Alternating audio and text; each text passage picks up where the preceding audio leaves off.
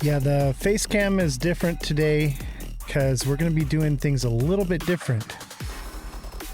Just wait and see. I got something special for you guys. We're going to try something new. See how it works out.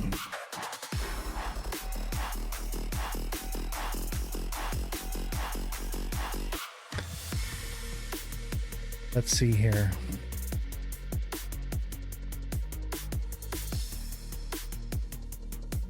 I'll be right back.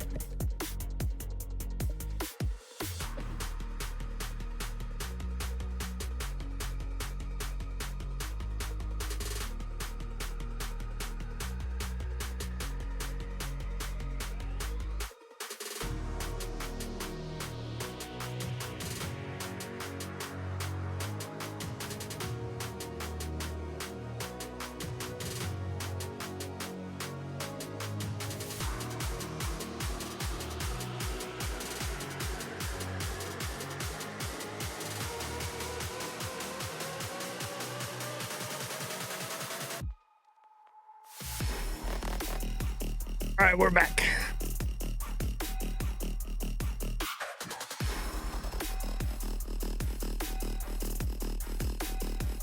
Smash that like button, subscribe to the channel, share the show with your friends. Welcome to the Ledger Lounge. I am Oz the Crypto Goat. And today's live will be special.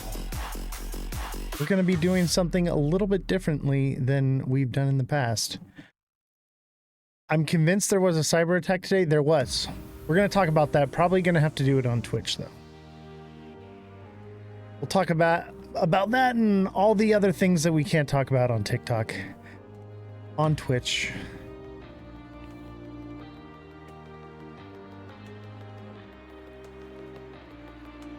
Let's see here.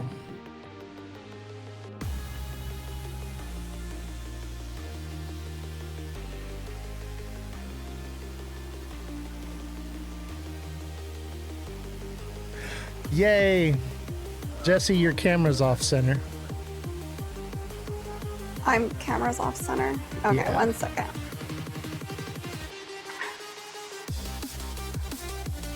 Better. Welcome, okay. Jesse. What do you guys think of this new setup?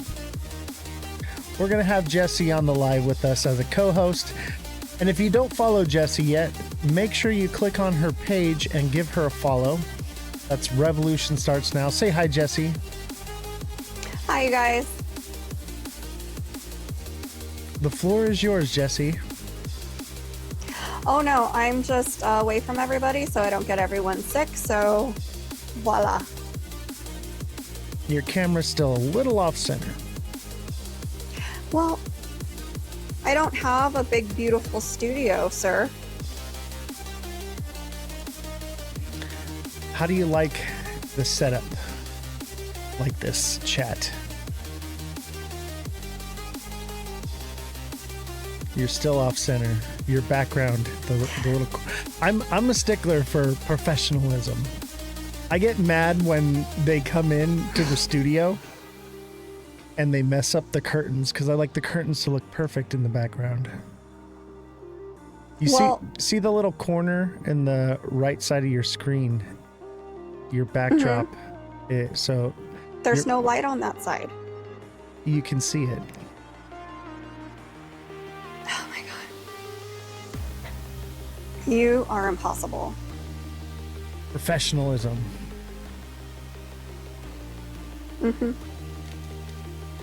I need a goat background for my...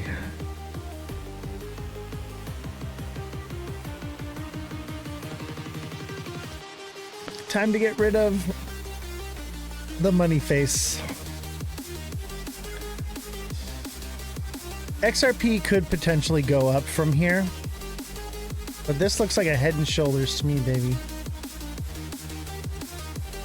So we filled this FVG here. More of an imbalance. This is an imbalance that filled. And if you were in the trading class, you would understand these things, what we're talking about. Thoughts on Pengu? It's a meme coin.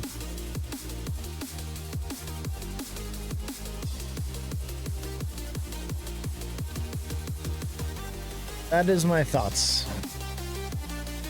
I am fully expecting a troll in the chat today.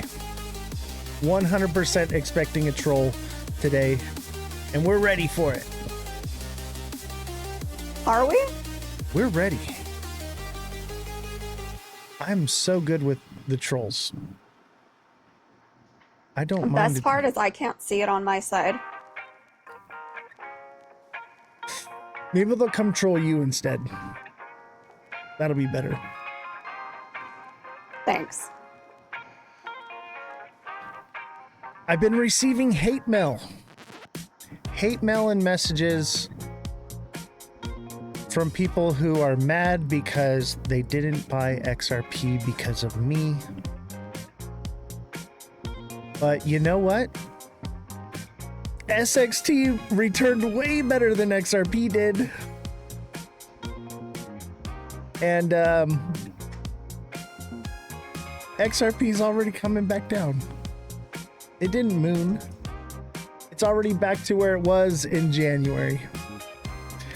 Hopefully you've seen my memes. If you haven't seen my memes yet, make sure you go and like, share, leave a comment, because they're hilarious. Why do people act like you can only make money on XRP? That is a great question. There are so many things that will pay you so much more than XRP will. They are in a cult. That's the problem. They're in a cult. And that's fine, you know, but like, don't be a bear, don't be a bull, be a goat. Be a goat. And add a goat to your name. Let everybody know that you are goated. Pengu outperformed XRP this month. Oh yeah, it did. The meme coins are always going to outperform. But you got to sell. You got to trade them. Jesse, how you doing today? I'm good, just under the weather, unfortunately. The weather, huh? What are your thoughts on XRP? Do you own any? Honestly, it's just I know nobody wants to hear this, but I think Ripple is just seeing how well it works, if they can stabilize the price, and I don't think it's ever going to 10K in this year or 20. I think it's more along the lines they want it to stay stable. That's why they're hiding money in wallets and dumping a whole bunch off. So, I mean, that seems really sketch. So, I don't know. It's got an unclear future. Yeah, we got some news on XRP and why it's down today. Just wait till 3025.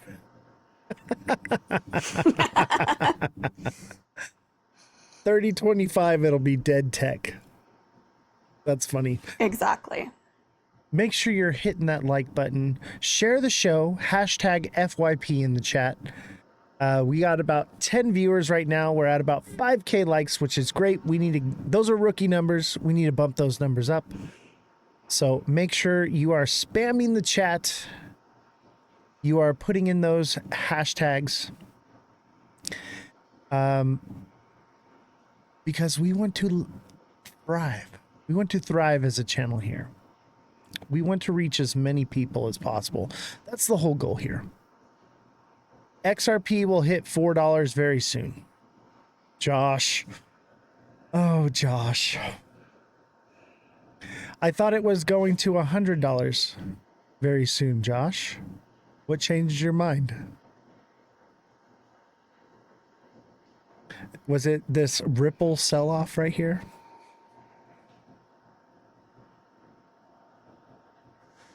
Jesse looks bored. No, I was thinking, I think the max it's ever going to go to is maybe $15, but that's a stretch. I think it could do 25 by 2030. I think that's possible. If it's still relevant, it's possible. I think it'll still be relevant over the next 5 years. That's not that long away, you know. I think that that's very possible, especially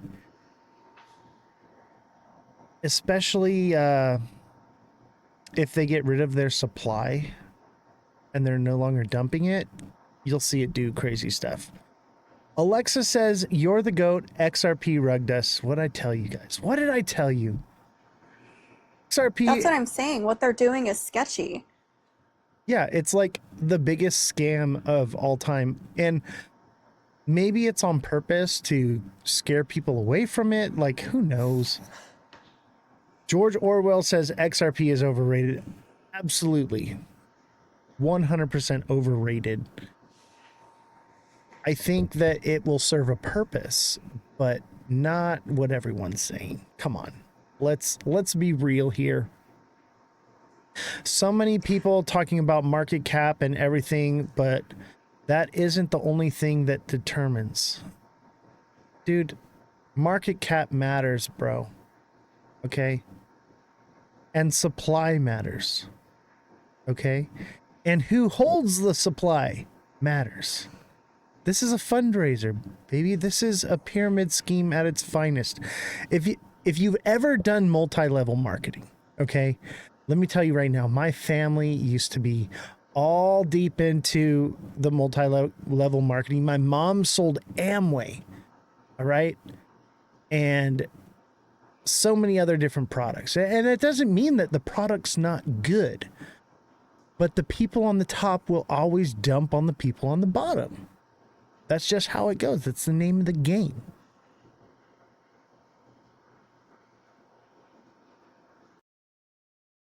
XRPS sidechain is what I'm interested in, not XRP itself. I sold 75% of mine at the last high. George, what is XRPS? That's interesting. Jesse, can you look into XRPS? I guess it's a side chain. I'm more interested in Ripple. I think I would rather hold Ripple IPO stock than I would rather hold XRP. You know, XRP is just the token, and people always think that Ripple means XRP. XRP means Ripple.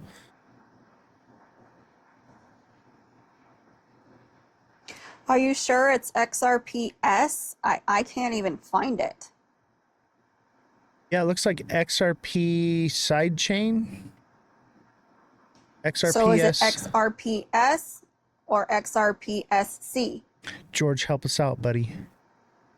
George, we want to get rich too, bro. Don't gatekeep. Yeah, I'm all about looking into different stuff, but I don't think that XRP is this end all be all. No, it's XRPL EVM sidechain. Yeah, okay, XRPL. I've heard of this. Look into XRPL EVM sidechain. It's risking 1K for retirement. Now you're just jeebling, okay? We don't jeeble. We're investors. We're traders. All right? We are looking to become financially free. We're not just going to throw money at something and forget about it and hope we wake up one day rich. That's not how this works. That's hopium. And I get it. You all need hope in order to wake up every morning and go to your shit job.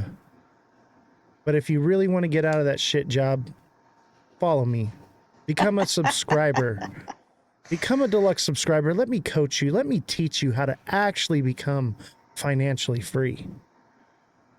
All right, go ahead, Jesse. So XRPL EVM sidechain. It's a new development that merges the speed and efficiency of the XRP ledger with the smart contract capabilities of the Ethereum virtual machine. It operates as a separate sidechain connected to the XRPL mainnet Axlar bridge decentralized interoperably protocol. This guy Ethereum Jay, capability. What? hold on. I got to address this guy Jay real quick. We'll circle back to that, so leave it pulled up. This guy Jay says, Okay. I'm 20. That's how it works. So you just buy something and you hold on to it forever and hope that you get rich from it. That's how it works. That's how BTC work. No. That is not how it works, bro. People get rich on crypto because of its volatility. And with volatility, you can swing trade this thing and you can make some serious money. And you can do it quickly. Yes, you can gamble. You can put some money into something and hope for the best, have the hopium, and just hold on tight and never sell. And then one day only wake up $1,000 broke. Or you can take that $1,000 and trade it. Trade it and you can grow that bag. I'm not saying XRP isn't going to make you money, but you can grow so much faster by trading. You don't even have to day trade. You can swing trade this thing, right? And XRP is beautiful for swing trading.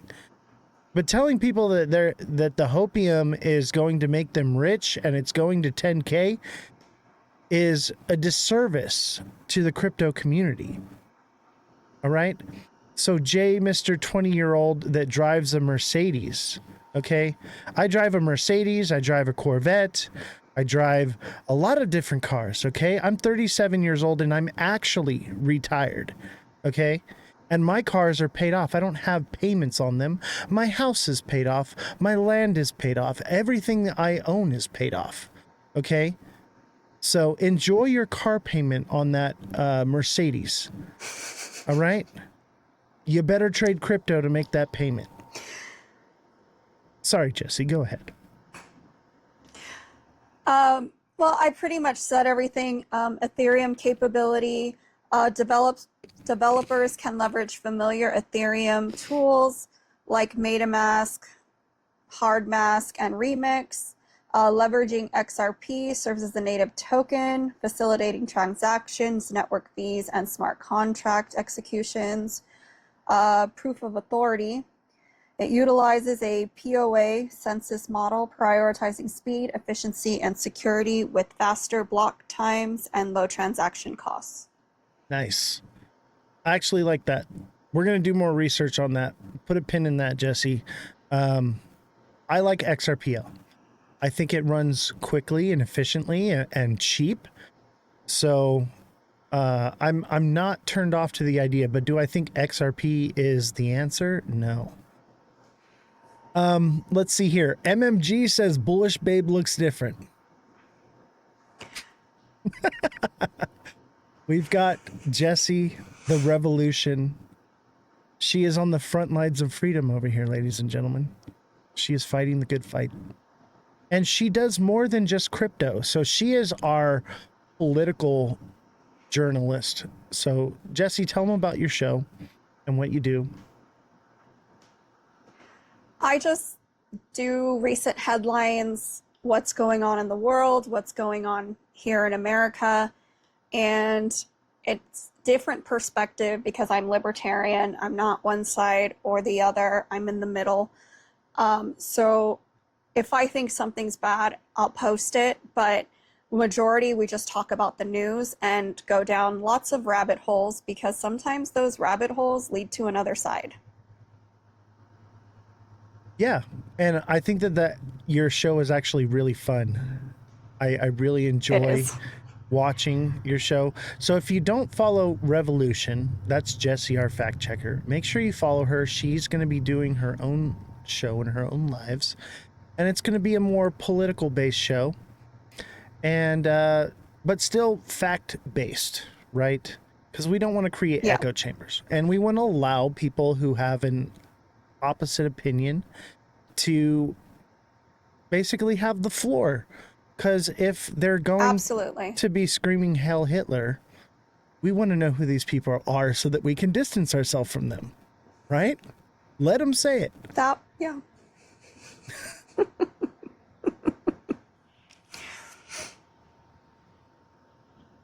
Oh my God, chat, you are so bad. I can't even read some of this stuff. I can't. I'm kind of glad I can't see it. Oh my God, chat is so bad. They're talking about you, Jesse. Apparently, you are beautiful. Aww. Big Baller That's says, "Wow, sweet. so nice to look at someone so beautiful."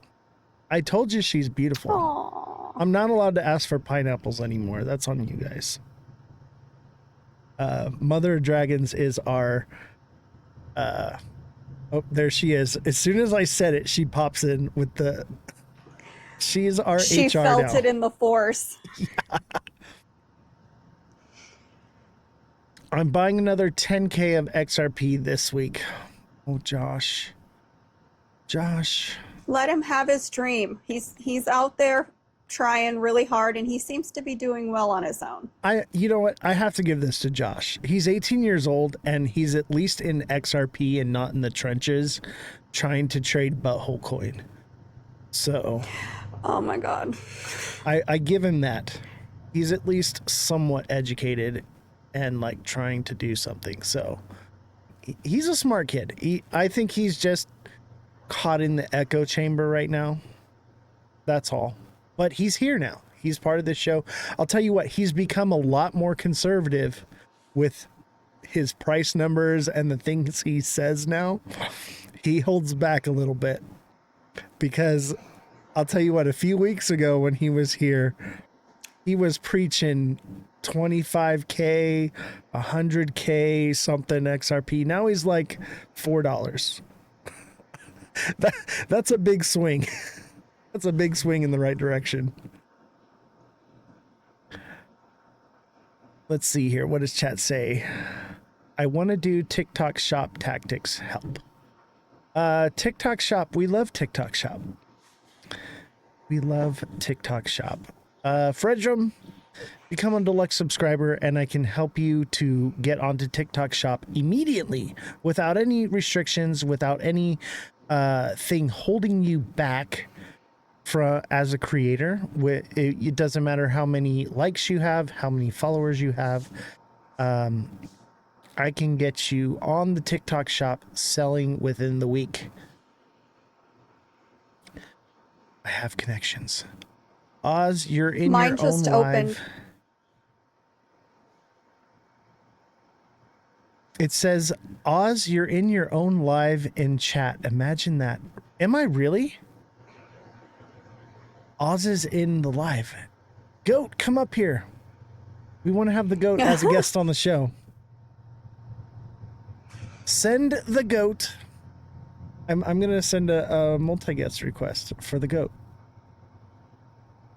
No guest request invites yet. Let's see here. Where's Oz the Crypto Goat? Oh, look it. Oh, it won't let me invite him. Oh, man. There is an Oz the Crypto Goat in the live right now. I see it, but he won't come up. Come on, bro. Sell me some XRP. Sell me on the moon cheese. I want to buy it. Goat, let me ask you a question. How's your trading experience going? That is crazy. Let's see here. XRP will be at 298 at 2 a.m. buy. It will go up to 250 next day by 10 a.m. And then, oops, 350. That's possible. Marco says, I'm buying another 10K of SXT. With the money faces. Money faces on SXT, okay? SXT lags a little bit, but bro. And the narrative is not even there yet. Wait till the narrative comes. Bro. Jesse, what do you think it's going to stay at $3 and not go down? What, XRP? Are you talking to your chat? Yeah. Yes. Okay. Do I think it's going to stay at $3 and not go down? No. I think depending on how high it goes will depend on how low it goes. But eventually when this cycle is over, it will come back down. Unless we're in like a long extended cycle and we go into a bear market where we come back to like $2 again. But it won't stay at $3 forever. No, it will fluctuate forever and always. Just imagine. All right, what did you need? I forget. Oh, sorry. Let's talk about SXT. Obviously there's some people that know SXT and those that don't. Let's let them know what we stumbled onto. The greatest crypto in the history of crypto. I'm just kidding. It's great. It's a one of a kind, that's for sure. And I think once the narrative is there, and I think the narrative is being built right now. So Trump had done some things recently with data. Oh, my foot massager's going off under the desk. Hold on, guys.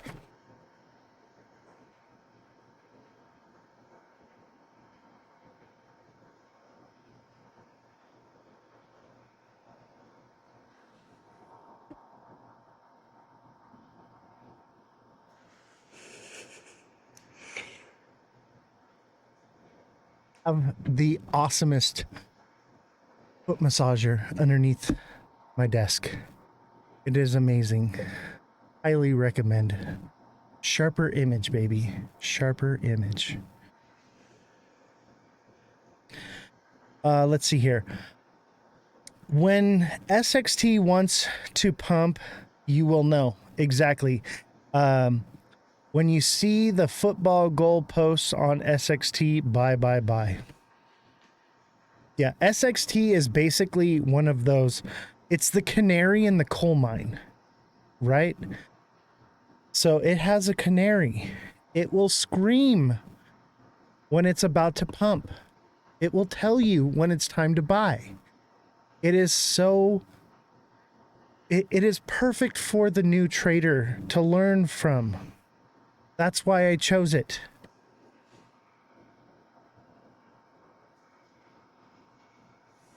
What brokerage is that I'm using? This is TradingView. Oz, I never said it won't hit 10K anymore. I just said $4 for the next move. Oh my God. Josh, you're still on the 10K Mooncheese. Josh. I feel like we need to He's talking about XRP? Yeah. He's still on the 10K That's train. like saying Bitcoin's going to be relevant in 5 years. It's just not. That bubble's going to pop. And it'll by still that be time, relevant. nobody's going to care. Not really. Nobody's going to invest in it like they are now. STX makes it relevant. You showed us that. I think it does something amazing. Bitcoin will always be a placeholder in this place. It's not going anywhere anytime soon. Give it 20 years, maybe it goes away. Anonymous says, Oz, have you changed your mind on the bull market? What do you mean, changed my mind? That I think we're going up? I've been saying we're going to go up since XRP hit 163. And then I said it was going to go down a couple times, and it did. And then I said it's going to go up. Now I'm saying it's going to go down. I think it's got a little bit more downward movement, just a little bit. That's why the red light's on. And then it's going to go back up again. That's what it does. It goes up and it goes down. Who unalived Hulk Hogan? Interesting question. I had that same thought. But we're going to talk about that on Twitch. There's been a lot of mysterious, prominent people. And let me tell you right now, I have to have surgery. That's how Hulk Hogan died, surgery complications. I'm probably not going to have surgery just because of who I am. I think I'm going to end up having to deal with this pain. and just go on living. Look what happened to Ozzy Osbourne. He had that surgery and he was never able to walk again without being in severe pain. Right. I'll tell you what, I had back surgery before and it just made it worse. It just made it worse. Why are you on the list? Mastrotech. Why am I on the list? That is the right question. That is the questions you should be asking yourself. But those are also the questions I can't answer just yet. I do use cold wallets. I have several.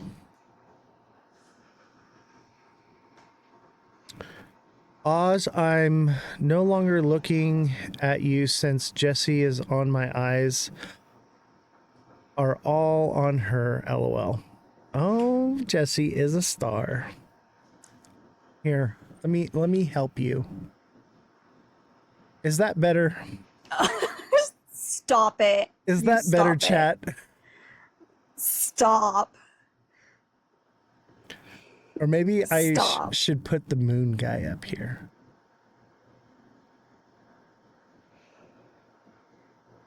I have a moon man. Can we speak on healthcare triangle stocks? What are your thoughts? My thoughts are, you tell me. This is more of a crypto show. I think healthcare stocks are good. I'm more into defense contracts. Alexa says, Oz gonna get jealous. Oh, I'm already jealous. I'm a ham. I want all the attention on me. And here's this beautiful young lady soaking up all the attention. I'm sure everyone is rushing to her side of the live for a better view. It's the same view.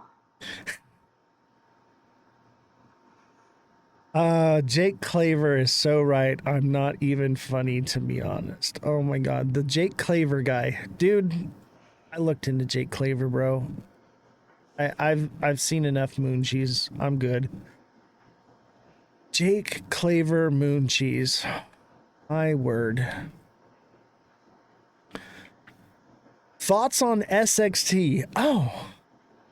Since you should mention it, Jesse. What are your thoughts on SXT and what does it do? Okay, so this one's a lot of fun and actually has done really well for me and I'm sure other people. It's a native utility token of the Space and Time Network, a decentralized data warehouse that aims to bridge the gap between traditional data systems and blockchain technology. Securing the network, validators to the Space and Time Network is required to stake SXT tokens to participate in security networks. I think the most important part is their partners, which is Microsoft and where's the other one? Chainlink. Chainlink, yep. And Chainlink. Those are its partners, and anybody who's bought Microsoft knows how it goes. Exactly. And Primes, we're just going to call you Primes. Dude, where did you hear about SXT? SXT could do 50x long term. I think it could do more. I really do. I think it could do 100x. And with the right narrative, like if it had the XRP narrative behind it, which it could potentially get, I could see it doing way more. The market cap is so low on it. It's in like 150 million. Wait till it gets in the billions. It's newish on Coinbase. Look at chat. Look. Prime has discovered SXT on his own. All right. People are starting to find the narrative. The narrative is creating itself. Yeah, Big Baller said that this is going to be big. SXT could do 500 times what it is, and I agree. I I think think it this could. is going to blow up. I think it could do 1,000x by 2030. To be honest with you, and that's obviously like a moon cheese pipe dream. Okay, but I've seen other projects do that, and you have to understand that the market cap is so low and the coin supply is so low that it's actually possible. Because, and that's why it's not as possible with XRP, because the market cap's already so high. It would take trillions upon trillions. Hi, AB. How are you doing? How's adoption for SXT currently? They're actually pushing for these data infrastructure. So Trump just did something on it. Big Baller knows more about it. Yeah, he just said this is the easiest coin to take profits. I agree. I took a little bit of profits this run. Obviously just a little bit, and then when it dropped, I put the rest back into it. But yeah, this one's going to be fun because we bought in so low. Justin just said, why is no one talking about XRP ETFs tomorrow? And I have the answer to that. Let's see here. Where is it? SEC grants, then halts approval for crypto ETF with XRP. Expert calls it a bizarre situation. So, XRP's ETF is on hold. It's not happening. That's why, and we'll get into this more later. Let's talk more about SXT though. But there's your answer. What is SXT? SXT is space and time. It is off-chain data verification. It's the only thing that does data verification off-chain. The most secure way to store your data, period. Basically, it can't be hacked. I think you're right, Big Baller. The banks are going to start fighting back, and that's the whole thing. They're going to get regulated. They're not going to be able to give people these ridiculous loans or mortgages. Everything is going to come down to investigating them, and they're going to fight that tooth and nail because one thing banks don't like is being investigated. You know, the banks are already on the verge of collapsing. And last time they got bailed out. There is no bailing them out. We're too far in debt. That's just not a possibility. Crypto is the bailout, in my opinion. It's the race to the bottom. Absolutely. We've got Trump just signed a bill for AI storage, and that's SXT. And if that's true, that's a big deal. Exactly. Oz, unless you figured out a way to live forever. He probably does. He came from Hollywood. I couldn't imagine he doesn't. Adrenochrome. Shh, no, you didn't. Bro, Big Baller can't see your messages. That's because he's on Jesse's live. He's a traitor. No, I can actually see their messages and comment. You get too many, so I can give them each individual attention. That's the only difference. I'd stop watching Oh, if thank you, did. Callie. No. Dude, I would never do He the said- adrenochrome stuff. Come on. Yeah, You know better. they're saying they're Switzerland. Yeah, and that's down a terrifying road. There's not one you can come back from. Don says, anyone holding XRP? I'm not holding it. I'm trading it. Jesse, are you trading XRP? No. I'm letting it sit because I bought so low, and I still believe that it's gonna go higher. Maybe not today or tomorrow, but probably in a couple months, and I'll pull out then. Right. Yeah, if you're not a day trader, you're not a swing trader, I get it. Buy and hold, you Hi, know, Callie. but buying right now at $3, you got Crypto Callie in your life too? Jesse, you're going to be I more don't know who's popular in than my I life, am. but I know the name and I've watched him before, so it's called Just Being Kind. Jesse's gonna push me out. Oh, thank you, Big Baller. That's so sweet. Here's my question for you about crypto, though. TikTok seller says Everyone's Jesse could definitely be more popular. No, I'm not smart enough about crypto. I look at the news of crypto, but I can't do price points, which is why this works because I can look at the news, evaluate it, but there's no way I can look at a chart and be like, this is happening. That just wouldn't work. But my thing is on just your stance. Is Bitcoin going to be more popular in 5 years, or will it be XRP or ADA or Solana or Ethereum? Like, what's the reality? Like, who has the most utility? I don't think XRP has the utility that's being pushed out.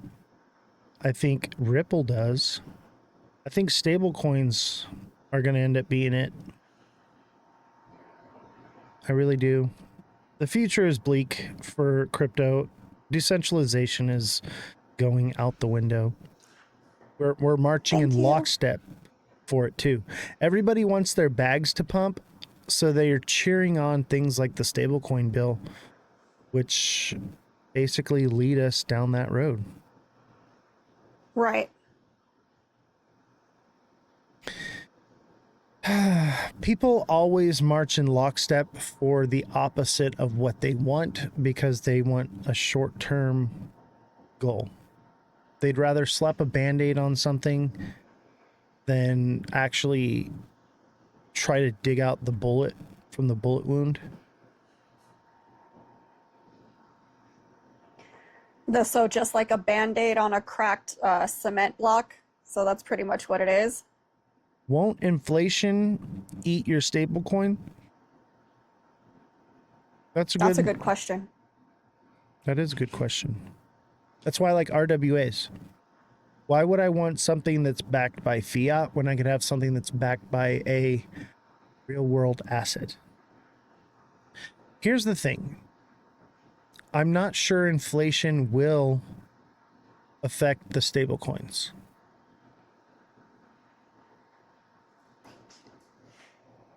You're getting all the gifts too, huh? Dang. No, they're easy gifts. Dang. All right. Can you stop You're for about 5 seconds? You're The whole about to get world doesn't rugged. revolve around you. Jesse's about to get rugged. Hi, Crypto Callie. Thank you. Crypto Callie's coming on the show tomorrow. I know. I'm excited for that. That'll be fun. I'm excited to talk crap about XRP. Simon with the hand hearts. You say that, but you invest in it. I don't invest. I trade. There's a difference. I invest into stocks. Okay? I trade crypto. There's a big difference. Let's see here. Okay. I need a live goal. You gift to send me. Gift to send me. Thank you, TikTok seller. Gift to send me. Let's do heart me's.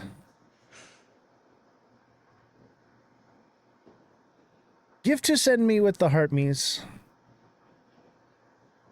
And make sure you're sending Jessie gifts as well. I'm just giving her a hard time. I'm actually really glad to see. What's your viewership at right now? Not high, but I appreciate all the people in the chat and on my side. I have 6 people and they're awesome and being really supportive. That's great. Now I don't feel so bad. I'm just kidding, Jessie. If you guys don't follow Jessie, make sure that you follow her. Send her a heart me. Let's promote her channel. Let's promote her as a creator. She is an awesome, phenomenal creator, and she is going to be doing her own show. She's going to be doing a more political side of journalism, right? So we're financial. She's going to be more political and current events. And I think it's good. What are you going to talk about, Jesse? What's your next live? We're still on the Epstein files. We haven't gotten past that yet. It's all tied up in the court, and the problem is, you know, anytime there's redaction to anything, which you do have to keep the survivors and the victims' names, you know, out of it. But what happens is there's a state of mind when people look at things and something is scratched out, their first thought is, what are they not telling me? And even though it's a victim's name or a survivor's name, it's irrelevant because people, and it's just automatic. If you see something scratched out, you're going to try to read it. You're going to try to see what they wrote. And that's what's going on. And until, like, you can put the cane sugar in the Coke, you can do all these things, but we want the list. I don't care who's on it, right, left, middle, elites, company, I don't care. We all want the list. And I think all of us are really in agreement about that. And until that gets more sorted out with the courts, I think that's just been the number one thing everyone talks about. Even if my name is on the list, I want the list released. Okay? Even if my name was on there. Yes. I don't think it's on there. But if it is, I still want it released. See, oh, also I'm doing a women-focused show. And we're going to be doing it on Sunday. So hopefully you guys, with Francesca and Mother Dragons and Belle, and hopefully you guys are able to join that as well because they are amazing women. So the queens of the chain. MMG and Josh are having it out in the chat. If you want to, you guys want to squabble on Discord, click the link on my bio, go to my Discord, because I want to be a part of that. I want to hear this stuff. So please take it to my Discord. I want to hear it because I will be the neutral party there. Jesse's there as well too. We're there to fact check things. So make sure y'all squabble on my Discord. Yeah. I feel like we should have Josh up here to squabble a little bit. Should we bring up Josh? I don't mind. I don't completely disagree with him, but I noticed with the both of you, there's some, like, yes, you're right sometimes, yes, he's right sometimes, but really you guys are arguing about the same thing, and it's pretty much the middle ground that you do agree on. You just don't agree on the extremes, if that makes any sense. Let's see, how do I call Josh?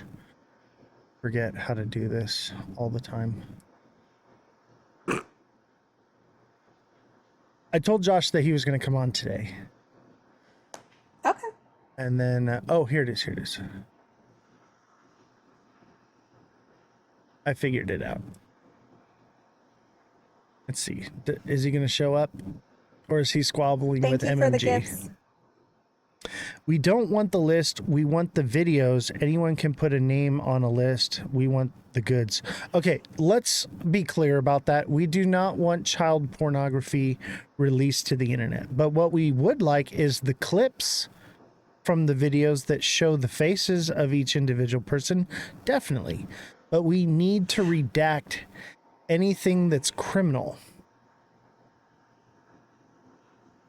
No, you know what the problem I have with it is the people who, and I'm saying list because that's what people want, they already have it.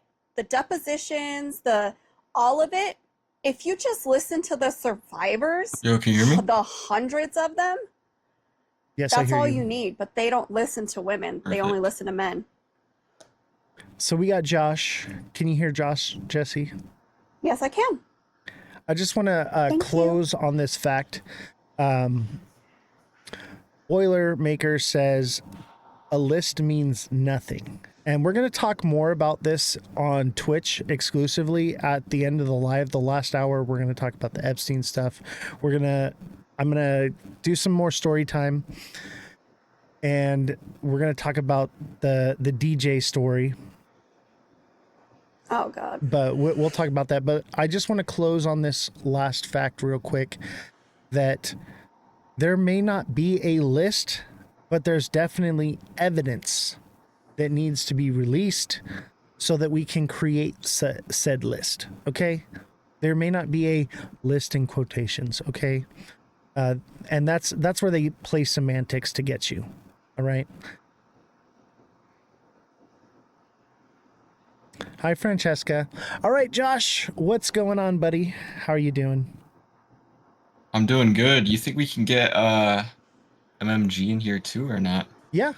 Do you know how to bring him in? I know he's in the Discord server, so I mean we could create like a temporary messaging group chat and I'll add the both of you in there. Yeah, go ahead and do it. And then all right. Francesca says, much love to Oz, but I'm headed back to Jesse. Jesse with all the love. Fredrum said, MMG Oz, is in thanks your for your lounge time, buddy. I voice love you. chat on your Discord server. All right, let me see here. I'm not good at this. Let's see. There should be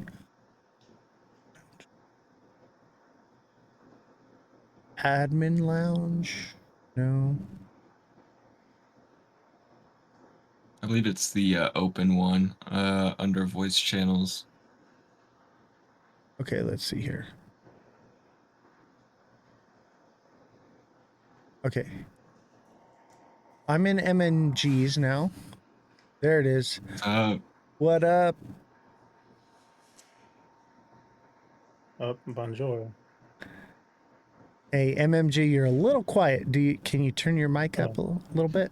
Yeah, I might have to turn it up on Discord. Let me look. Or sometimes also you can turn up the mic if it doesn't let me. Let me see. So we're gonna squabble this one out here. Let's get to the bottom of it. The gloves are off. XRP is a scam. I'm just kidding. I don't know if it's a scam. I'm not 100%. Yeah, I'm not. It's a scam camp. Yeah, I know. I'm just being hyperbolic. Okay, like, and we have Jesse here. Jesse's gonna fact check anything that should come and rise from this conversation here. So let's start with MMG, since he's a newcomer here. Welcome to the live. Thanks for having me. I've been trying to get you on for a while, bro. Yeah, I don't know. I feel like, especially like recently, I've been like having some long work days, so I haven't even been able to have my own live streams. I'm starting earlier than I'd like to and going a little extra long. I work in crypto, and so it's been a fun time in the market, and certain clients are a little demanding. Work in crypto. Elaborate. Yeah, so I mean, like a few years ago, like I would have said work in crypto as in like I just do DeFi for myself, right? But then I was brought in-house for a DeFi protocol on Ethereum about 3 years ago, and so I did that for a year or so, and then transitioned from that to working for an agency. And so now it's a marketing agency, but yeah, I write blogs, threads, and documentation for different blockchains. I work for different blockchains, DeFi protocols, games, etc. Okay, cool. That's actually pretty awesome. So yeah, it's like a dream job to me. Yeah, so you're like, in I it, get man. to wake up and do crypto. Yeah. I've been like full time for over 5 years, like haven't done anything other than crypto for like 5 years, and only because I had taken like 2 years off, just like being like a trench like degen, and I was like, I should probably get an actual job before it looks really weird on my resume. Facts. So from the trenches to the blockchain. That's amazing, man. So as you all know, and hello Josh, how are you doing? So Glad to have you. You all know Josh here in the chat. Josh comes on quite often, and we squabble a little bit, and then usually by the end of the live, Josh is on our train. We'll see. Josh, I believe in you, bro, and I believe that you have a bright future. I just believe that because you're young, you're like, I'm okay, I can lose, right? So I feel like you're just feeding into the hopium because of your situation. Maybe I'm I wrong. mean, I wouldn't say hopium because I originally got into XRP before I even heard people talk about it.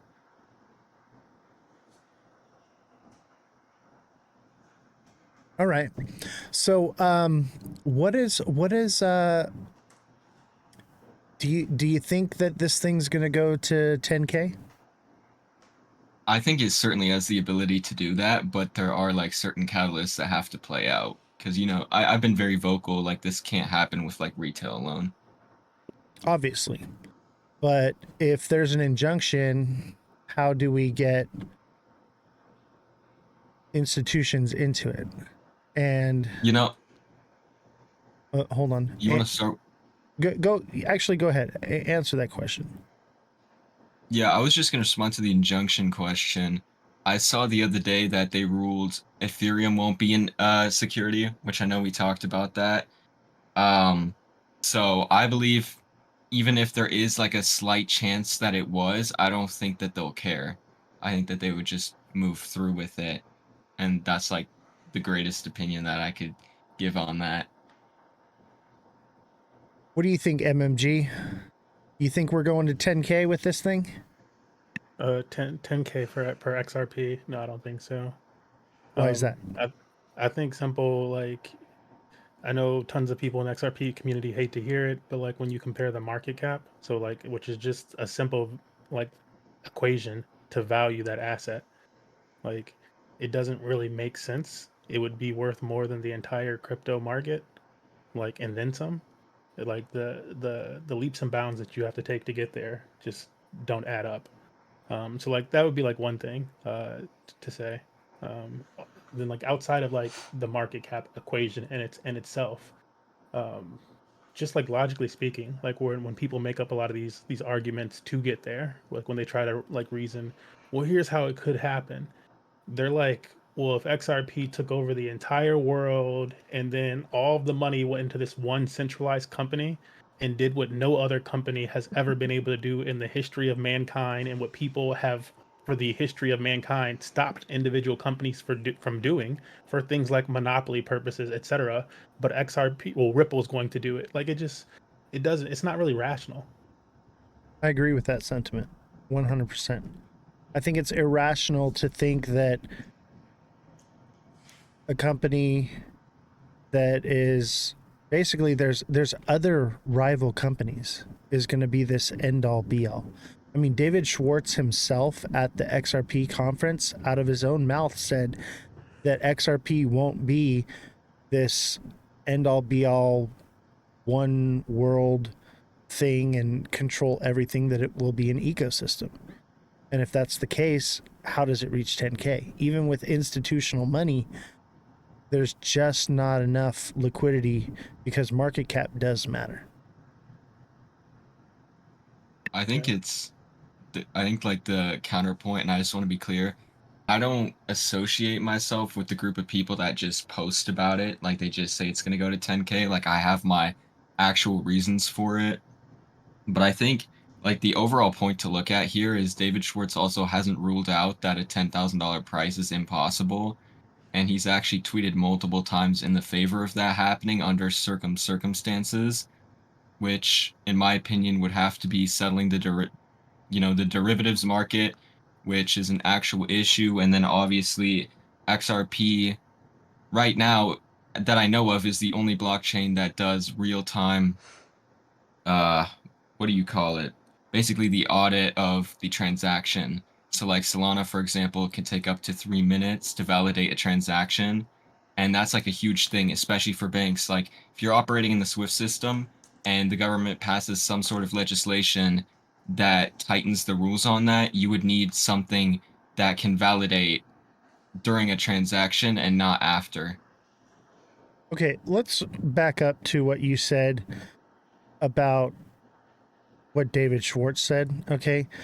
David Schwartz and Brad Garlinghouse, all these people that are affiliated with Ripple, they have everything to gain from keeping the price up. So they're never going to openly come out and admit that those prices are or are not possible.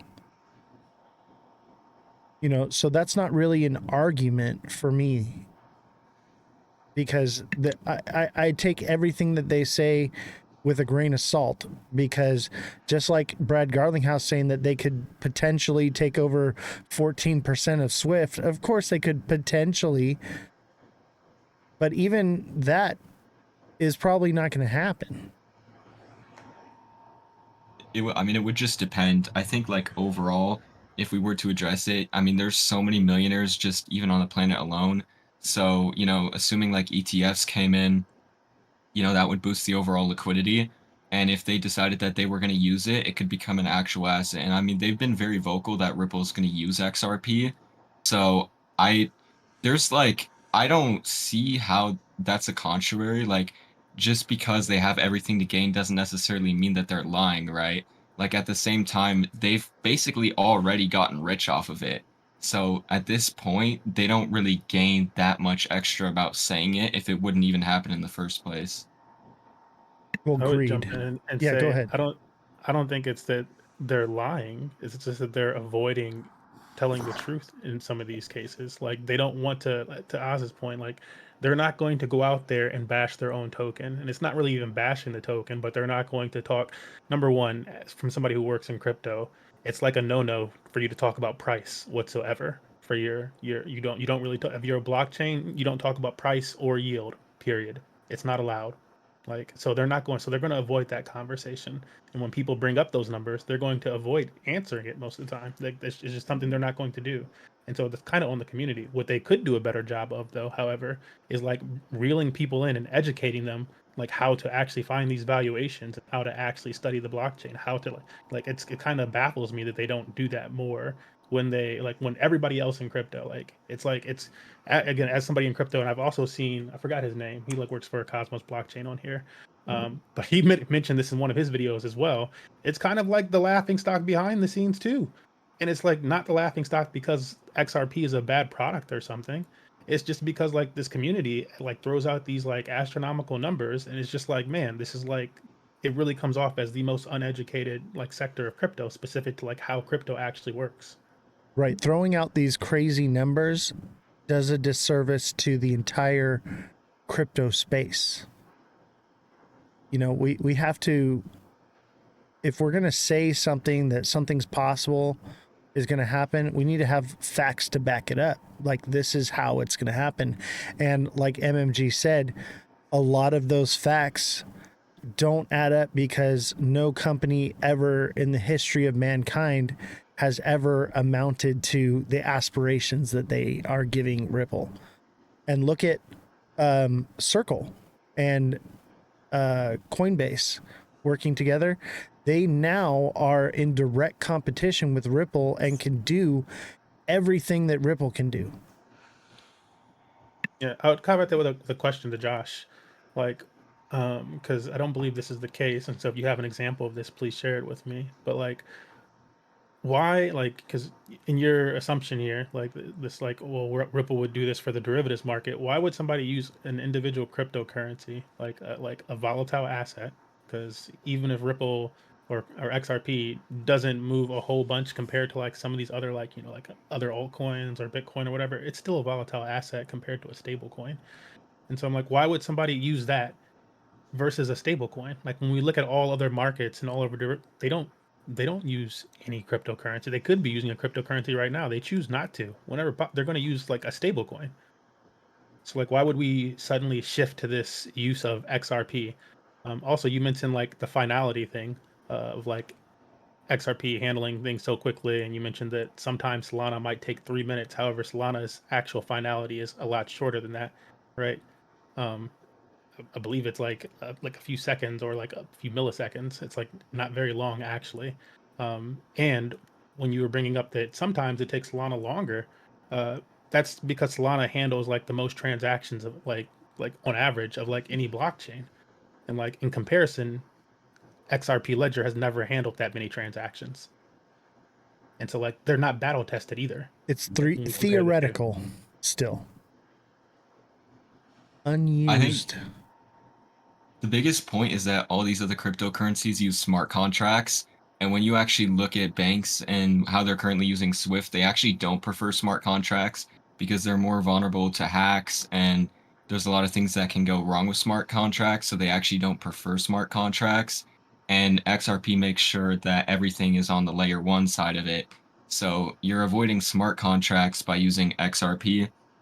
And since XRP can be, I mean, it's basically part of the XRPL, and they plan on combining it with their stablecoins. So the slippage argument, it's realistic, but it doesn't work in that way. And it would just be that they're using the liquidity that XRP has to offer and to swap between different currencies or liquidity pools. And I think even David Schwartz has said this before in an interview not too long ago that if he had to make the strongest argument for why banks would use XRP over other assets is because it can connect with different coins. Like XRP could co-interact with other countries' CBDCs, whereas that's not exactly possible with other assets. MG, you got a rebuttal on that one? Yeah, my rebuttal on that would basically be that like, yeah, well, it doesn't have like support for like full smart contracts, or at least as logical as like you see on like Ethereum or so. It does still have like smart contracts on the XRP ledger. Like yeah, they're not it's not Turing complete. It's like akin to like a Bitcoin level. So it's like the logic is not nearly as sophisticated. But yeah, uh, I have nothing to the banking side of things. I also don't think that they would do things entirely off chain. I don't know. To me, the argument kind of falls flat, but might need Brian in the to hear chat more. says that burn rate will have to increase, and that's what's going to make the price go up. But let me tell you right now, the supply of XRP, it would take like 1,000 years if XRP was used on a global scale to burn enough for it to actually increase the price to some of these like the $1,000 price range. That's not even $10,000. Another fun thing to look at with that Oz is like, because like you can compare existing products, right? And so like Ethereum is an existing product that burns with each transaction. And actually there's like millions of dollars of Ethereum that burn like on a daily, weekly basis, like millions of dollars in comparison to XRP. It does like what XRP does in a year in like a few days. Like right. If that. Like it's just it's above most, and it's not moving the my point here is that it's not moving the price. Like, Exactly. so if you have this thing that's burning millions of dollars and XRP hasn't caught up to that yet, it's like we're seeing the proof in the pudding that like just burning millions of dollars is not enough to move the price of an asset that has a smaller supply. And correct me if I'm wrong, but I believe XRP can operate fractionalized so that they don't even need a whole XRP to facilitate a transaction.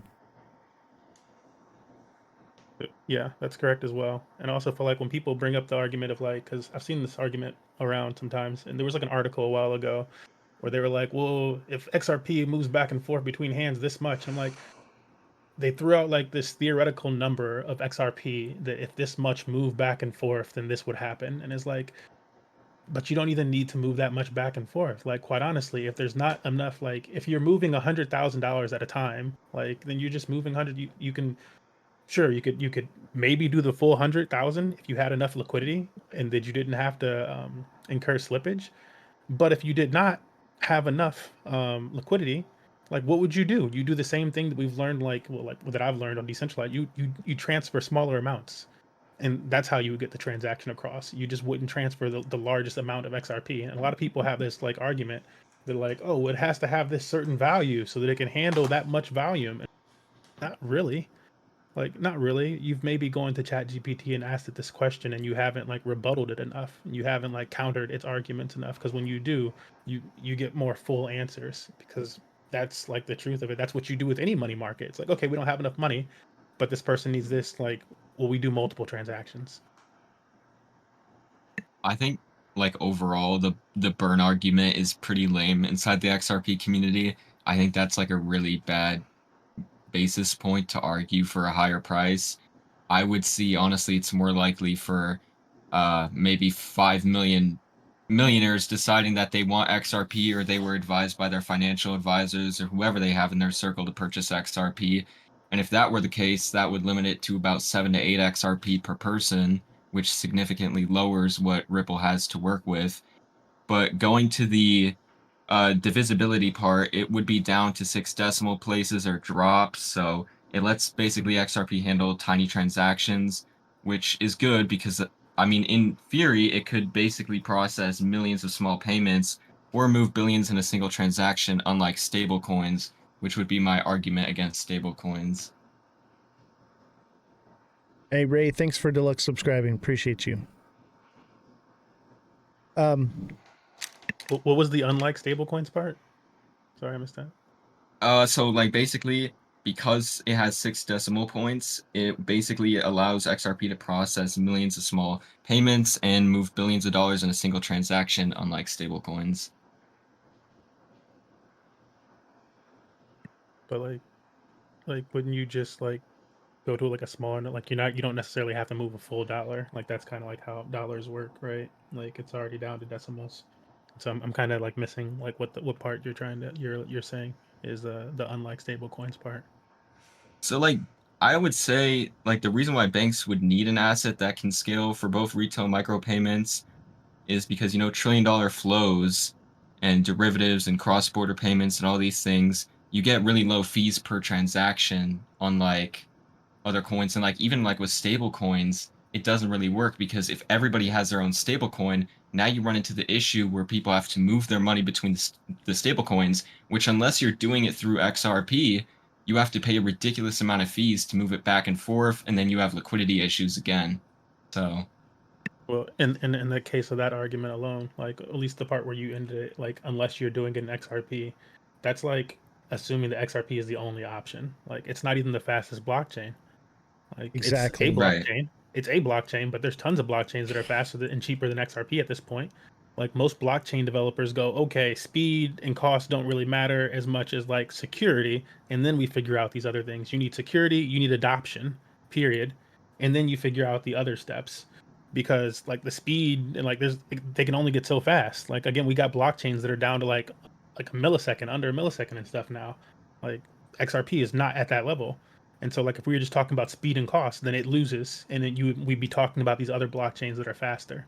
Let me tell you something that in that argument is security will always trump speed and cost. People want secure transactions, especially if this is institutional at a global scale. They're going to want to make sure that their money is secure. Right. 100%. I like to break that down. Like, explain this one time because like somebody was on one of my live streams and they were arguing. They're like, "Oh, well, the security doesn't matter. Blah blah blah. This is what matters, the speed." And I was like, "It's not even the fastest." But then I explained it this way, and like some of the stuff. Like again, I came from like being a poor degen to making a decent amount of money in crypto, and then like being like being truly like immersed in the industry.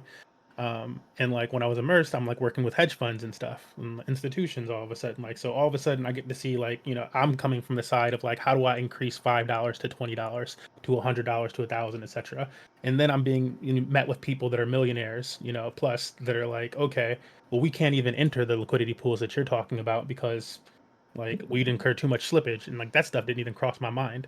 Um, but then they like also mentioned that like yeah like that's when I first heard like security is the thing that matters the most. And so I like to kind of explain that by going like, if you were a millionaire or a billionaire, right, and you needed to move your funds from wherever you were to like some bank downtown or whatever building downtown in your city, Like, and you have two options. You have the option of like somebody with like a rickshaw who can get you there in 10 seconds. He'll transfer your $4 billion or $4 million downtown in 10 seconds, but he's gonna put your money in a rickshaw. It's like there's no windows, there's no security, it's not bulletproof, etc. Or you can get it downtown in an armored vehicle that's going to take 10 minutes. As the you're always going to choose the armored vehicle. You're not going to risk your money, your capital, for speed. That does not matter to you. What matters to you is that at the end of the day, your money gets to where you thought it was going to get. Exactly. And I right think now, the narrative is utility. The next narrative coming is going to be security. And that's why I'm so bullish on SXT, because SXT basically is security. But please go on. I think my like core argument is I'm not really on the speed side. I'll be the first person any day to agree that XRP isn't the fastest blockchain out there. But the reason why banks would use it is literally just due to the fact that it has validation while the transaction is going through. And that's something Solana or Ethereum both do not have. And banks would prefer that over anything else any time of the day, even if we're talking about cryptocurrencies or not. Being able to validate a transaction while it's happening and not after is much, much safer. So, if we were to talk about stablecoins, why would banks just use stablecoins over XRP? Stablecoins are infinitely, like, there's no supply limit to stablecoins. We see it with Tether, what they're doing with Bitcoin. So, stablecoins, they just don't serve the same purpose as you could with XRP. And I mean, we could go back and forth on this any day, but I don't think that stablecoins in the long run would win here. I just don't think they would. Liquidity would be too far spread out. And then, I mean, we talked about this last time. If Walmart wants their own stablecoin, Amazon, even if that were the case, at the end of the day, they would still have to use XRPL to connect them all. So at that point, XRP wins regardless because of the volume that's being, created over the ledger. And then, a lot of people like to argue, well, the transaction is going in and back out, which is correct. It is going in and back out, but it's using the original liquidity inside of the ledger and then replacing it with whatever transaction is coming in front of it. So when you have banks using it 24/7, it just creates total 24-hour volume, which then, because there's only a limited supply of XRP, would then create the supply shock to where you have a larger asset price. And then obviously, if they were to do this, many people would probably most likely buy the asset. And when you really point it down, it's about 7 to 8 XRP per person, assuming everybody who is in crypto would want to hold XRP. So Well, with this limited supply you speak of, yes, there is a limited supply, but there's also Ripple dumping on people constantly. And I have an article right here.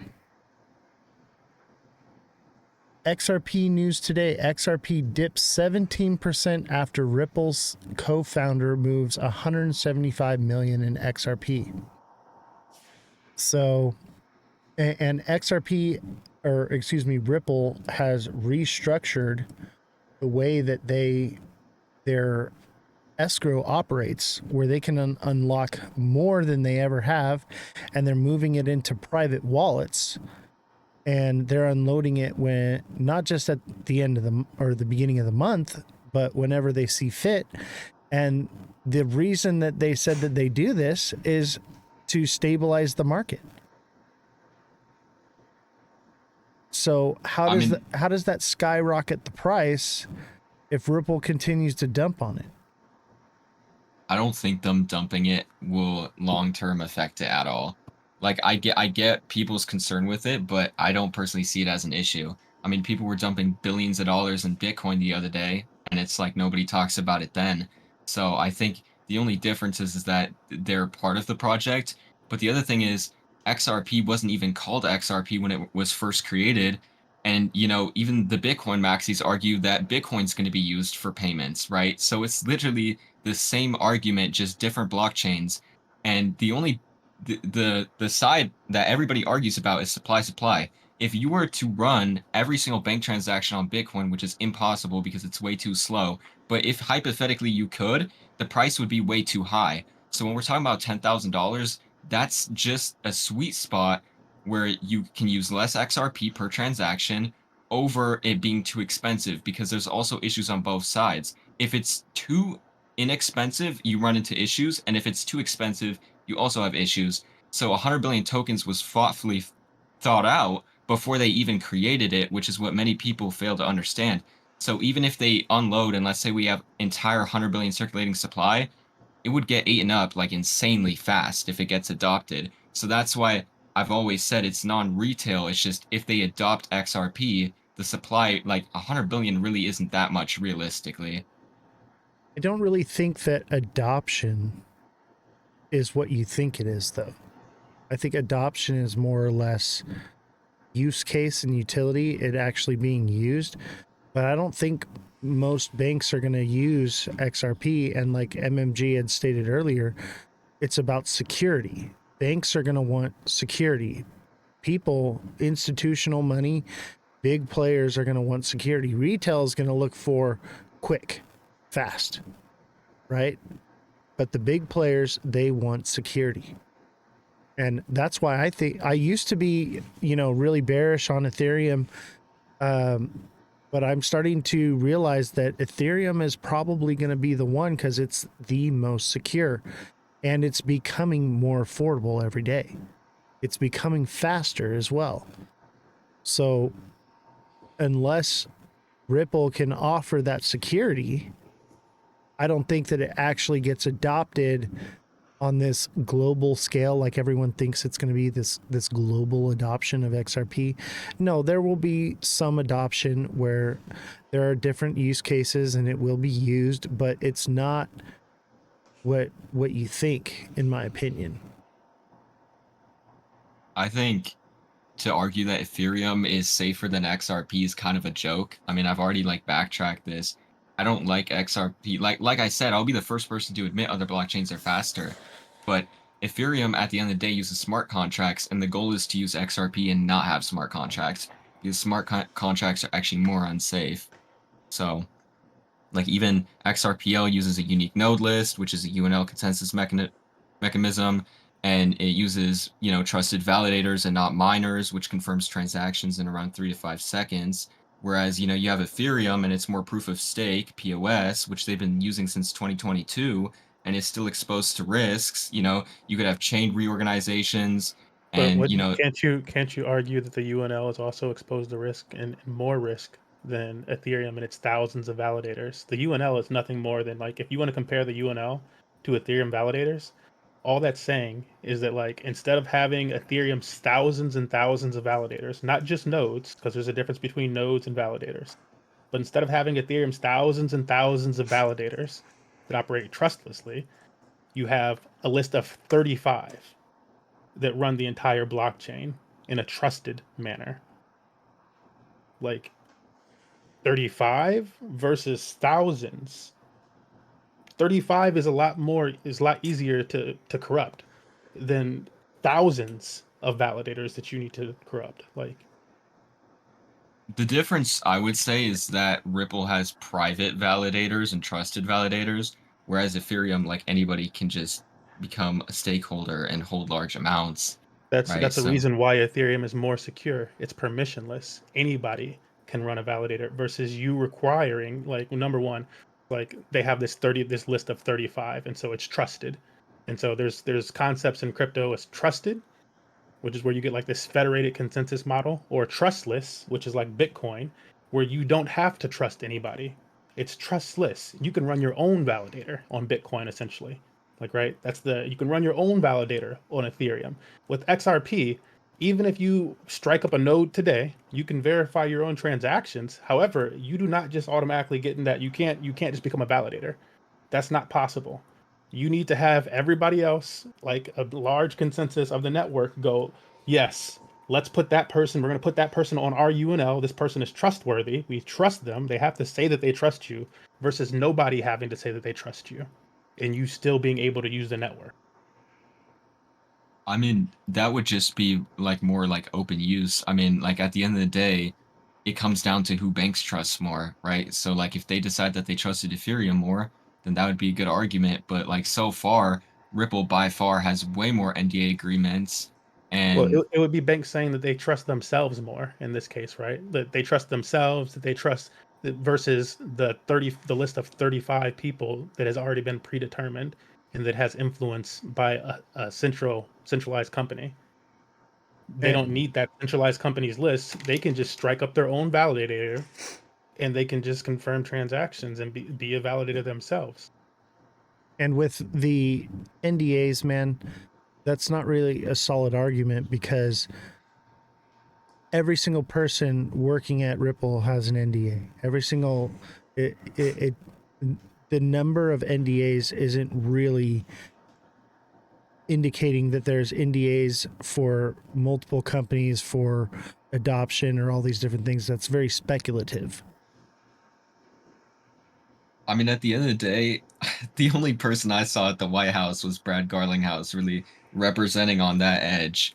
And at the end of the day, I mean, whichever way you want to look at it, I would still have to say that Ripple and like the XRPL ledger is far safer for banks. I mean, Ripple is already trusted by major banks. They're already working with them. So it would make sense. And literally the whole reason why Ripple even was continuing to develop on the XRPL is for this exact reason, right? Like that was the whole reason they were doing it. And they have the most connections. They have more insight. As a lot of people deny this, but they've been using the private XRP ledger this whole time testing, and they've already been doing it. So, I don't think there's any sort of issues on the XRP side because if there was, they would have already presented them. I don't think that Brad Garlinghouse being at the White House is also a good indicator of what you think it indicates. Okay, he's basically the face of the SEC's witch hunt that Trump has thrown out there that is happening, right? And that's part of why they're at the White House, because they're trying to figure out how to get this injunction lifted from them. And they're that voice of, we're in the crypto space and we're being attacked. So that doesn't really tell me that, oh, he has this what do you call it, like influence. What it tells me is that this is the face of the company that has suffered the most from the prior administration. Can I say something real quick? Yeah, go Right? I ahead. mean, I'm not using it as like my Hold on, whole Josh. argument. Jesse, go ahead. Okay. The thing with Brad Garlinghouse is he's a perpetual liar. He leaks out misinformation. The thing is, my thing is, I'm not saying either way how you guys feel or believe, but he has so many times just leaked information when he wants it to pump right before they dump a whole bunch of. He does a lot of things that are sketchy, and the newest thing with XRP is there with the just putting away in random wallets has been sketchy, and I don't think you should trust Brad Garlinghouse. That's just my opinion. I don't trust him. I don't trust anything they say, anything they do. It's all a theater to me. And I notice, and like Jesse said, the timing is just so impeccable of when these things happen. What do you say, MMG? Yeah, I mean, I don't think there's a lot of weight to somebody being at the White House. I wouldn't give that too much attention. Like honestly, it's a nice camera moment, but I would pay more attention to where people are putting their money, right? To your comment about to Josh's comment about Ripple having more institutional partners or more bank partners, I think it was like that's been their goal to work with banks specifically versus a blockchain that has had the goal of being decentralized and permissionless as I stated earlier, where anybody can just choose to build on it. And so when people choose to build on Ethereum, they don't need a partnership. They just go and build on Ethereum. And that's why we've seen when we look at the juxtaposition between like Ethereum and XRPL, where are people choosing to actually build? Where's JP Morgan choosing to build? Where's Franklin Templeton choosing to build? Where is BlackRock choosing to build? And like how much money are they putting into these projects? Where is Robinhood choosing to build? Where's everybody choosing to build? Where's like when you look at Ripple's own product, right? They started a stable coin recently, RLUSD. Where's RLUSD majorly? It's like 84% on Ethereum and like 16% on their own blockchain. Like, Precisely. regardless of the partnerships, all the money is going to one place. Like, the vast majority of money in DeFi is on this one place because of the argument that we made earlier, security. Like, kind of like regardless of how, like more objectively, 35, a list of 35 individuals that you can contact versus thousands of validators. The thousands of validators win out over decentralization and security. That's just how that works out. Yeah, So I mean, there's a bit of a trend with Ripple that I'm seeing, and it's that it's narrative, you know? So go ahead, Josh. Didn't mean to. no, I would just say like at the end of the day, Ethereum has had the highest transaction fees overall. Like to make an argument that that would be suitable for transactions is kind of ridiculous in a bigger sense, right? Like you can fractionalize transactions on XRP, and the congestion on ETH would also become an issue because we're talking about moving trillions of dollars around. So that would be like my core arguments. And yet people still choose it, right? But like, for example, like a lot of these institutions that I just mentioned, the Black Rocks, the JP Morgans, the the Robin Hoods, like where are they building right now too? Like yes, most people come in and they settle on Ethereum mainnet because of security purposes, because big money wants security above all. They don't care about the cost that you care about. They care about that Facts. security. But then when they want to like do more transactions and higher volume and micro payments, they do what Robinhood did recently. They build on Ethereum L2. And Ethereum L2 still utilizes Ethereum mainnet security. It batches up tens of thousands of transactions into one transaction and puts them on the Ethereum mainnet because that's where the security is versus having them on some other blockchain where it's not as secure. That's a rollup. That's how that works. And that was Ethereum's goal with their initial roadmap. Now, Vitalik has like mentioned that like in the next year, Ethereum is planning like because like they've gotten a lot of pressure from people because they've had a whole bunch of upgrades that focused on making things cheaper and expanding the blockchain or the network, not just the L1 blockchain, but the entire network, which is why we have all these different L2s that aren't just like well that are official L2s, not side chains. A side chain is not an official L2. A side chain is its own independent blockchain, if we're going to be honest. And then you have a rollup, which is an official L2. And so Ethereum's idea was to have all these rollups that post to the mainnet.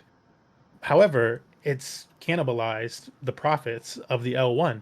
Like these individual rollups can make their own money. And so now they're focusing back on okay, well, how do we just straight up like number one, the L1 has already become vastly cheaper than ever before, like compared to like a year ago or something like you look at the I think a lot of people like often miss like our uh assume that the cost on Ethereum is like still like, oh, it costs this much money. Oh, if I wanted to send a like you hear people be like, if I want to send a transaction on Ethereum right now, it costs me $10 or $50. And it's like you haven't looked at Etherscan in years, and it shows because most transactions on Ethereum are like 50 cents or less. Like that's just the case because they cut everything down by over 99%. Right. And now they're And looking to increase things by 10x within the next year. yeah, they're They're going to looking to continue to develop. change the the fees to become even more affordable than they are now and the transaction speed. And I think it's a realistic goal to see it grow. If other companies can be faster and cheaper, why can't Ethereum? I think like this is really the part where I would have to say like this is perfect because if you really think about it, even if Ethereum fixed all these issues and they started using it to move in between all these different coins, you would still need XRPL ledger anyway. So like the goal has never been for XRP to be this one-stop all, but it's going to be the thing that connects everything, and I truly believe that, right? And then like even the fact that XRP can already fractionalize at the millions means it's already steps ahead. And at the end of the day, I could actually argue that I think ADA or XLM would be better than Ethereum over. If I had to pick, it wasn't XRP, I would honestly pick XLM or ADA Well, have over you just. used either of those blockchains? I'm particularly looking at ADA the most. It's Have you used Cardano? I haven't used it, but I have traded it. Because it's like I haven't used it in some years because the first time that I used it, like, and again, it was congested at the time, so it became congested. But I wasn't very much of a fan of using like a full Cardano for some of my transactions. Like, Right. so it's not exactly the best. Like, what I've seen is it's not exactly the best blockchain. I would argue that like XLM is a lot better than XRPL, or Agreed. Cardano. Like, so I agree with you there. However, from what you just said that I disagree with is that XRPL would be needed to move between all of these different coins. It's currently not needed to move between all of these different coins, and it's currently lagging behind most other like contemporary popular blockchains in terms of interoperability. You need to point at Bitcoin to find a blockchain that's not as interoperable of such like a high name. Like XRP just got a connection. Like they're praising a side chain that has like, I don't know, less than $100,000 on it right now. They have like a connection. They just got their connection from that side chain. Again, not a true roll up to Axlar and IBC, and they just got an interoperability like integration with Wormhole, which isn't even like really being used yet. There's no bridges using it yet, but they're lagging behind. Every like Ethereum, like all these things start on Ethereum, and then they go to all these other chains. Like there's a reason why their side chain is an EVM sidechain, Ethereum virtual machine, so that they can tap into Ethereum's interoperability and its volume, and its TVL, like all the money, the liquidity over there. But like, yeah, I'm curious to hear from you, Josh. Like, why is it that you think that like if all these tokens are already able to interop with each other, they're already being traded between different blockchains and whatnot. I went from base to Avalanche last night in about 5 seconds because I saw a good yield opportunity.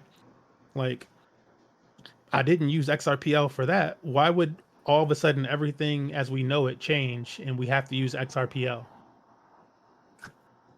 So first, what we were talking about earlier, the only reason I said ADA is because it's in my opinion the most decentralized.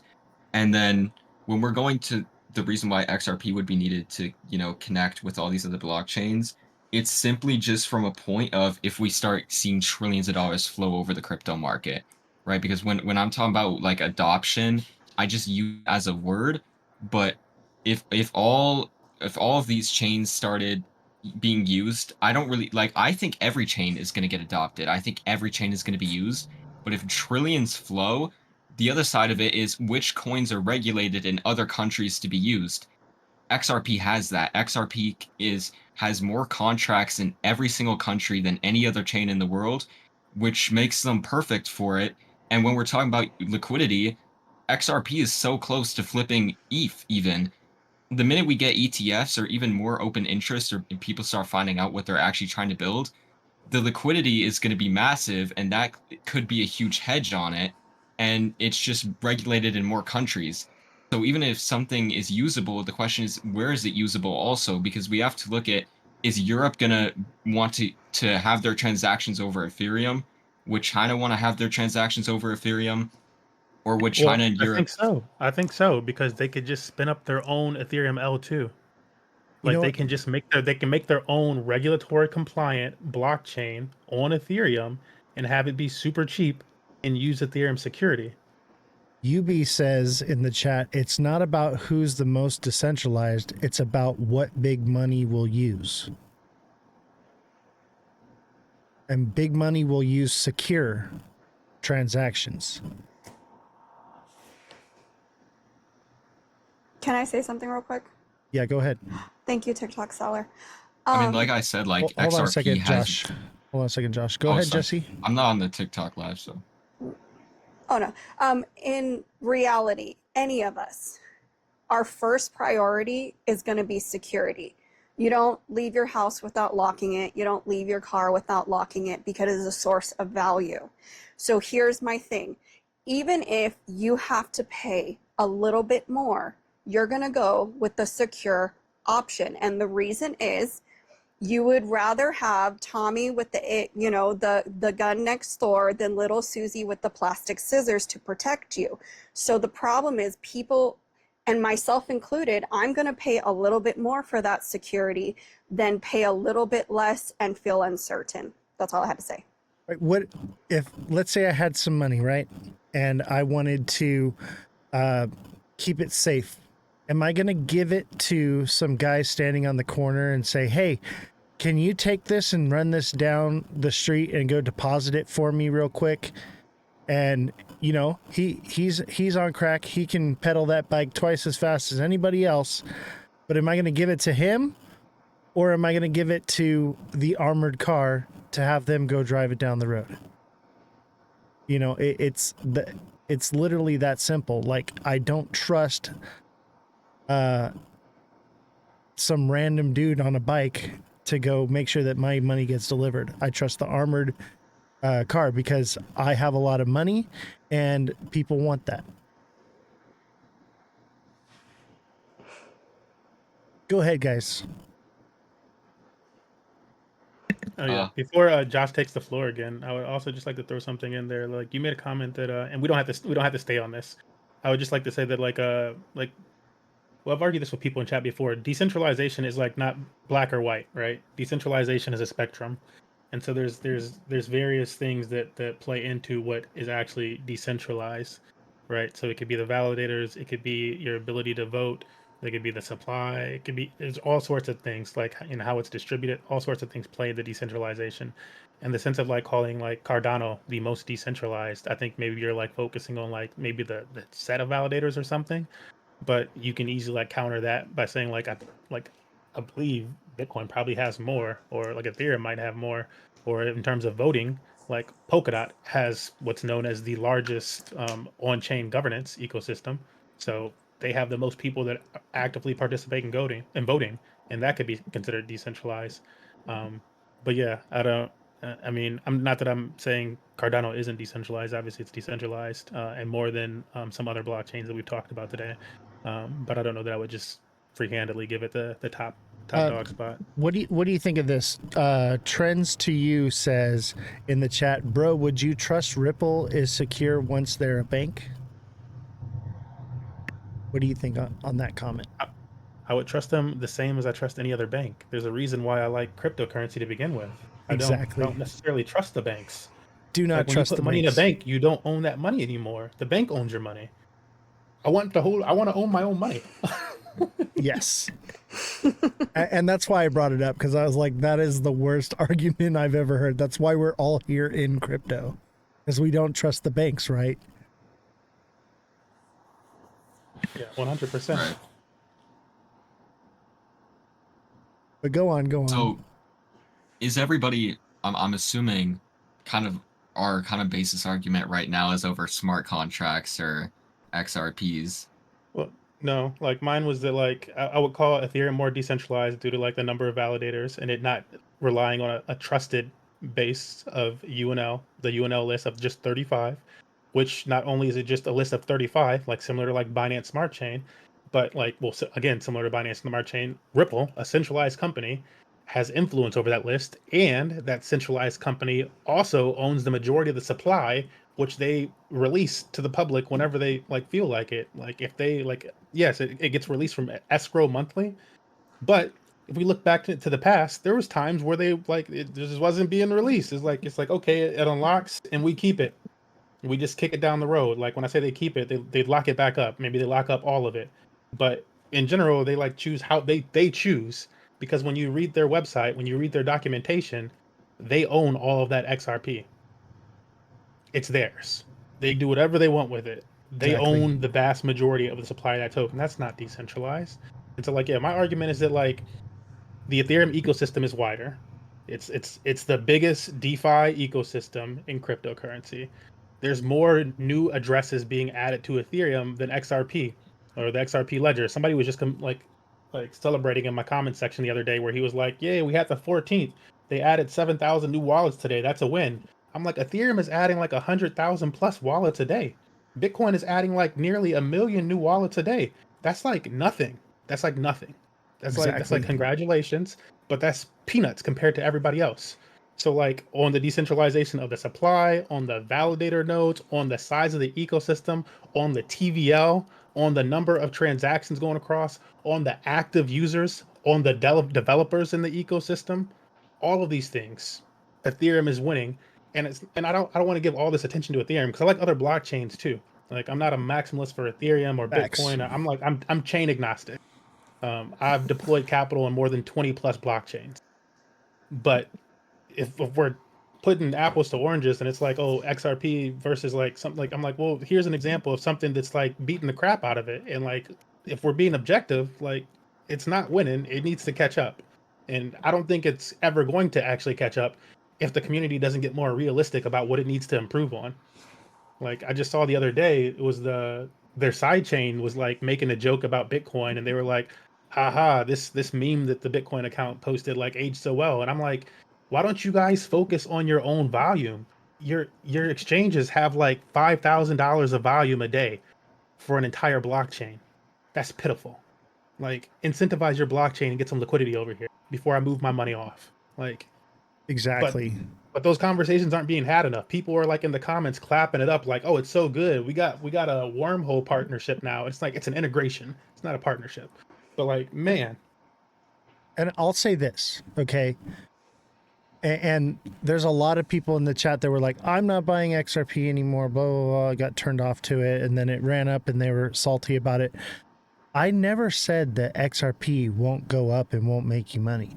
The narrative behind XRP is so phenomenal. And the cult like following for it is just beyond what I've ever seen before in crypto.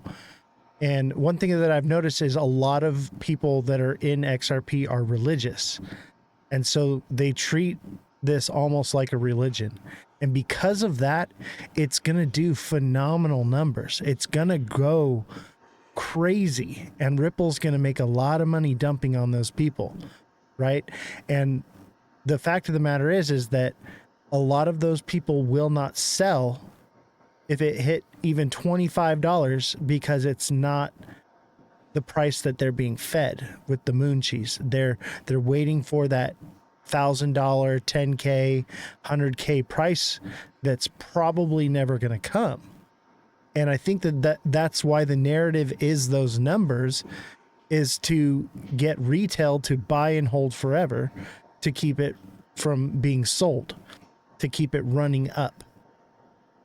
But that doesn't mean that you won't be able to make money off this thing. The narrative is just ridiculous. And that's why I still trade it. But I trade it because I know it's going to swing very volatilely because of the people buying it and holding it forever and the people and then Ripple selling off on it. And it's going to make it swing, which is beautiful. That's what you want in crypto, right? That's how we get money here. But at what cost? Somebody has to lose, right? Somebody has to lose. And that's what I'm trying to educate people is that just because there's a narrative there doesn't mean that the narrative is true, but it doesn't mean that you can't make money from it. I would say, and this is a really probably not the greatest thing, and I'm not using this as a debate, but just for a factual point, Ethereum was actually formally developed and it began through a Swiss company. And right now, through our current administration, I don't see any chance that a company that is not from the US would basically be adopted.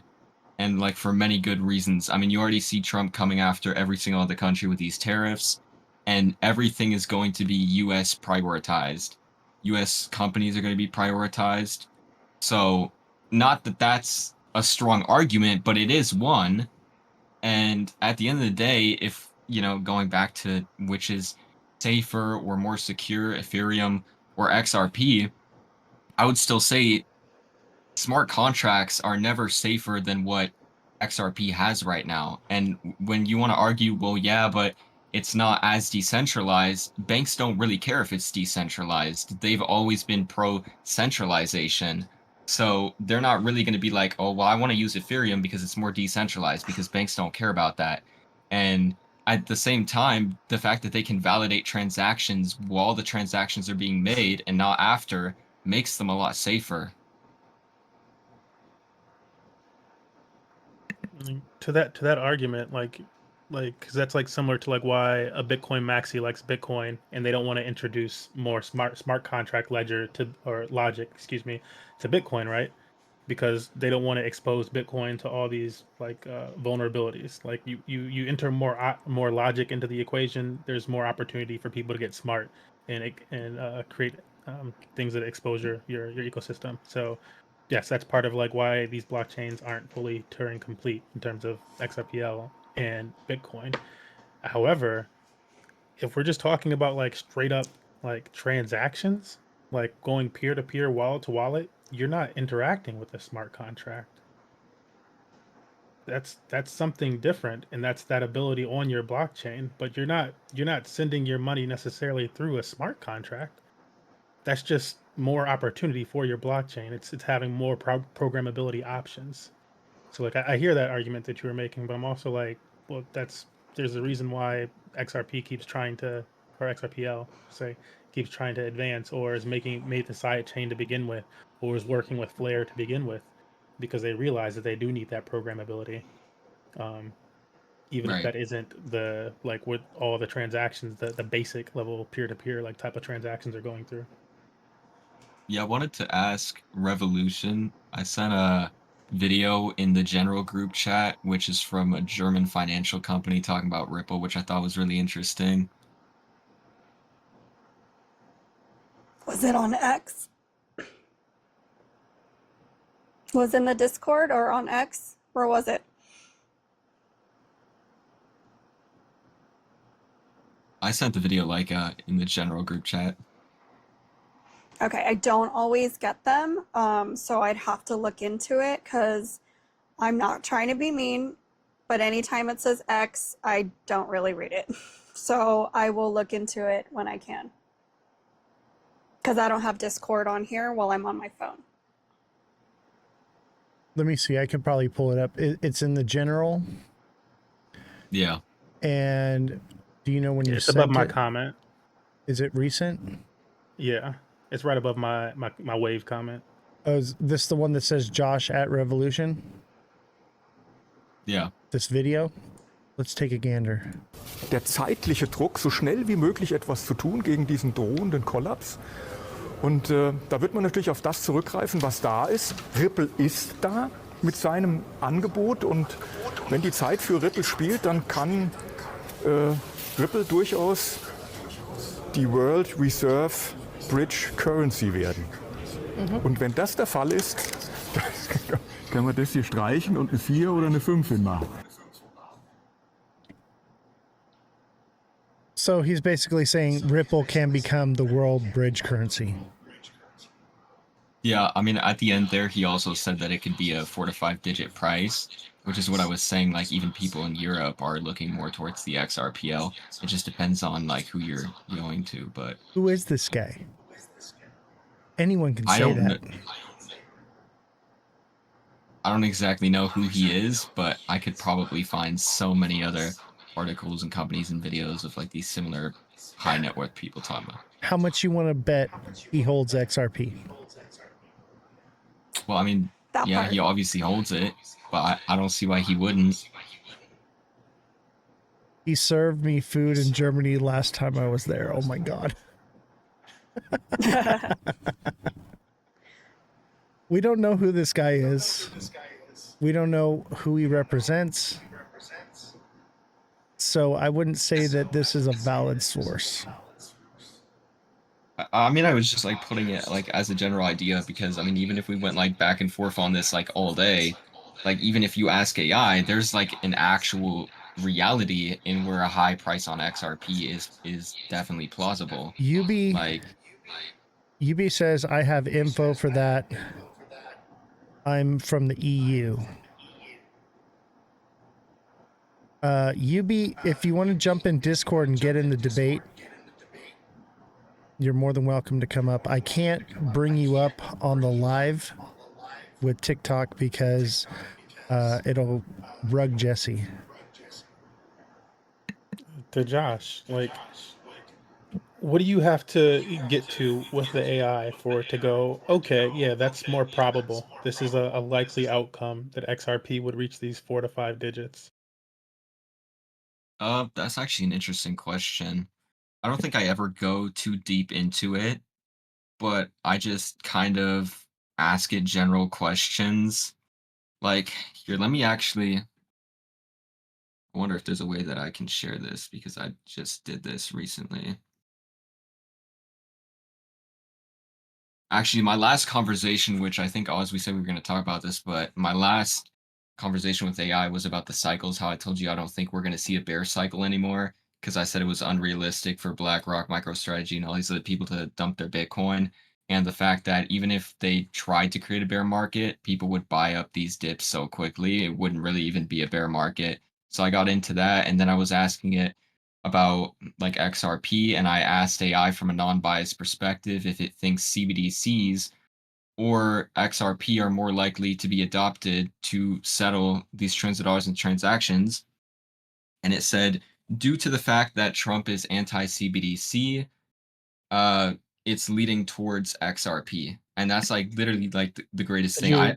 you could you expand it then past that? 'Cause I get that, but like I feel like even when you're like asking a question like that, you're giving it two options versus being a little bit more objective and giving it the full optionality of what's available in crypto and what we see actually being practiced. Like, do you have like examples of like other ones you'd want to also have in Like that list? an example would be like throwing any other cryptocurrency or blockchain that's Right, faster right. or cheaper than XRP into the equation. Throwing just straight up stable coins into the equation. There's a stable coin for like all these different countries. Like they all have their own stable coins at this point, as well as we have USD peg stable coins. There's a Euro peg stable coin. There's a Brazilian Reals peg stable coin. Those Juan peg stablecoin. I would throw them all into the. I wouldn't limit it to only two options, and then be like, well, it picked my one option of the two options. I would give it all of the options. Right. I'm not opposed to that. Again, I'm just more leading to the fact that like Ripple and XRP is a US company, and especially here in the United States, that's what they're going to prioritize. And it has the capability to do it. So it's just kind of a matter of fact on who they basically choose for it. And I'm just betting on the fact that that's going to be Ripple. And I don't think I could give a deeper explanation than that. I would like my last, and then I'll like leave the floor to us, or you can go ahead again. But I'd be like, my pushback would be like, we chose gold, like the United States and the world at some point chose gold. Like, and gold isn't owned by like it's not a company, especially a centralized company. I think that like weighs into things a lot more than you're like giving credit to. I don't think anybody wants to give any one centralized company control of the world. Probably Facts. not going to happen. Like that's very, very, very unlikely that any other country, especially, is going to like forget the United States. Like probably not the United States too. Like there's a reason why we have a treasury and a Federal Reserve. That like there's a reason things are split up the way they are in some form of decentralization, even though it's very centralized. Like they still try to make it somewhat decentralized, even in that aspect. And like what you're suggesting is let's give it all to this company. Like, I don't think so. And also historically, to my point with gold, we chose gold before, and gold isn't owned by one company or one country, and gold isn't primarily in the United States. You like mine it like other countries like more gold than the United States. We chose that before. So I don't know that giving United States based companies all this credit as like, well, because it's a US based company, then that's going to be the option. I think to our earlier argument, the stability, the security is going to factor in a lot more than it being owned by any one country. And that's partially why Bitcoin, like other than first movers advantage, like first movers advantage alone, if Bitcoin wasn't more secure than all these other blockchains and stablecoin, or not stablecoins, and meme coins and altcoins and whatever else, then we wouldn't be talking about it like we do today. They'd be like, all right, it was cool, but Litecoin is superior. Like, it's just vastly superior. And so that would be the conversational topic. I think like I could give you a really good counter argument, and basically when I talked about this before with Grok too, but I do want to answer your first question. With Grok. What I told basically when I asked it around like the $10,000 XRP price, the only thing that I said is that the XRP's circulating supply does not limit it if enough demand comes from people buying it in institutions, and that's where it agreed that it's unrealistic to say that that supply is too much to get bought up. And then to counteract what you said about it being centralized, or you said decentralized, yeah. So Federal Reserve, I think that they're going to get rid of it, to be honest. If not, they're going to appoint somebody new. And then the other thing that I asked, where you said with gold, is I think we should get a new U.S. dollar that's backed by gold. That's one thing.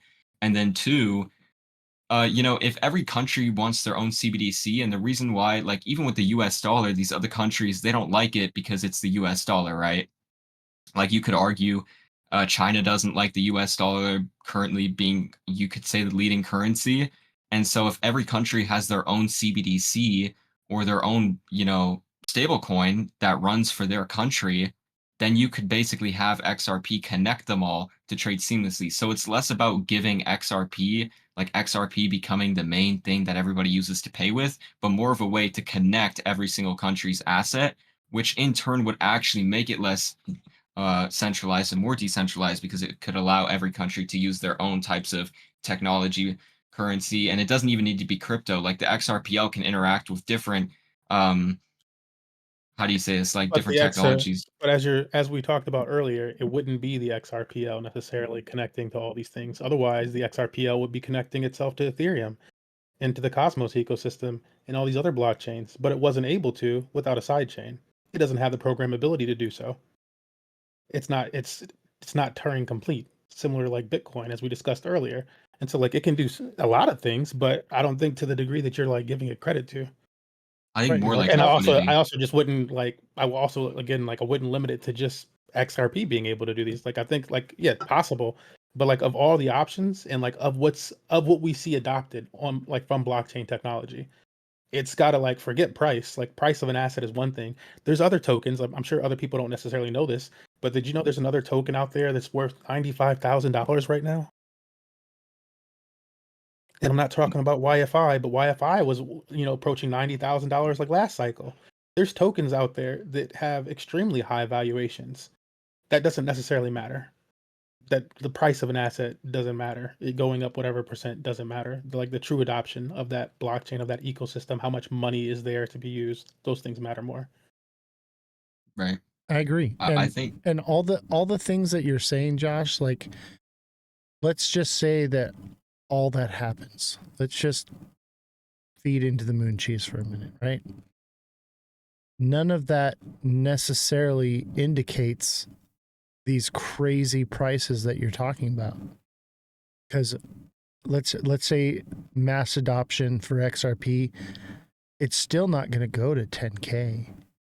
It's like XRP is like trying to fill a bucket with no bottom in it. The liquidity doesn't stay in XRP; it flows through it. What do you think about that? Oh, hold on, I want to see where MMG. He's gone right now. Oh, He said he's okay. going to be back. Got you. Brooke is here. She's not happy. Hi, Brooke. How you doing? We should get Brooke in here too. I'd love to have Brooke. Brooke, if you want to come and yell at me, come on Discord and join the lounge voice chat. And we're on Discord doing that so that way we don't have to rug Jesse. Hi, Jesse. How are you? Good. We're having our own conversation listening to you guys. That's awesome. Make sure you follow Jessie. Jessie has her own live going on, and she's doing a more political type show. And so make sure you give her a follow. Go check her out. She's a cute one. Can I say something real quick? Yeah, go ahead. And I know this generation is very different from our generation, but the more you talk to these AI things and you bring up specific things, it feeds its algorithm and will feed you back specific things it knows you want to hear, whether they are probably true or probably not true. And we did a test case with Oz's computer, and the more he pushed a certain thing, the more it started giving him what he wanted to see. Exactly. So be very careful. Have one account where you do it, and another account that is so just out of left field, and see if you get the same answers, because more times than not, you just don't. AI tells you what you want to hear. And it doesn't mean it's not true. It just means it's I would agree with conflated. that.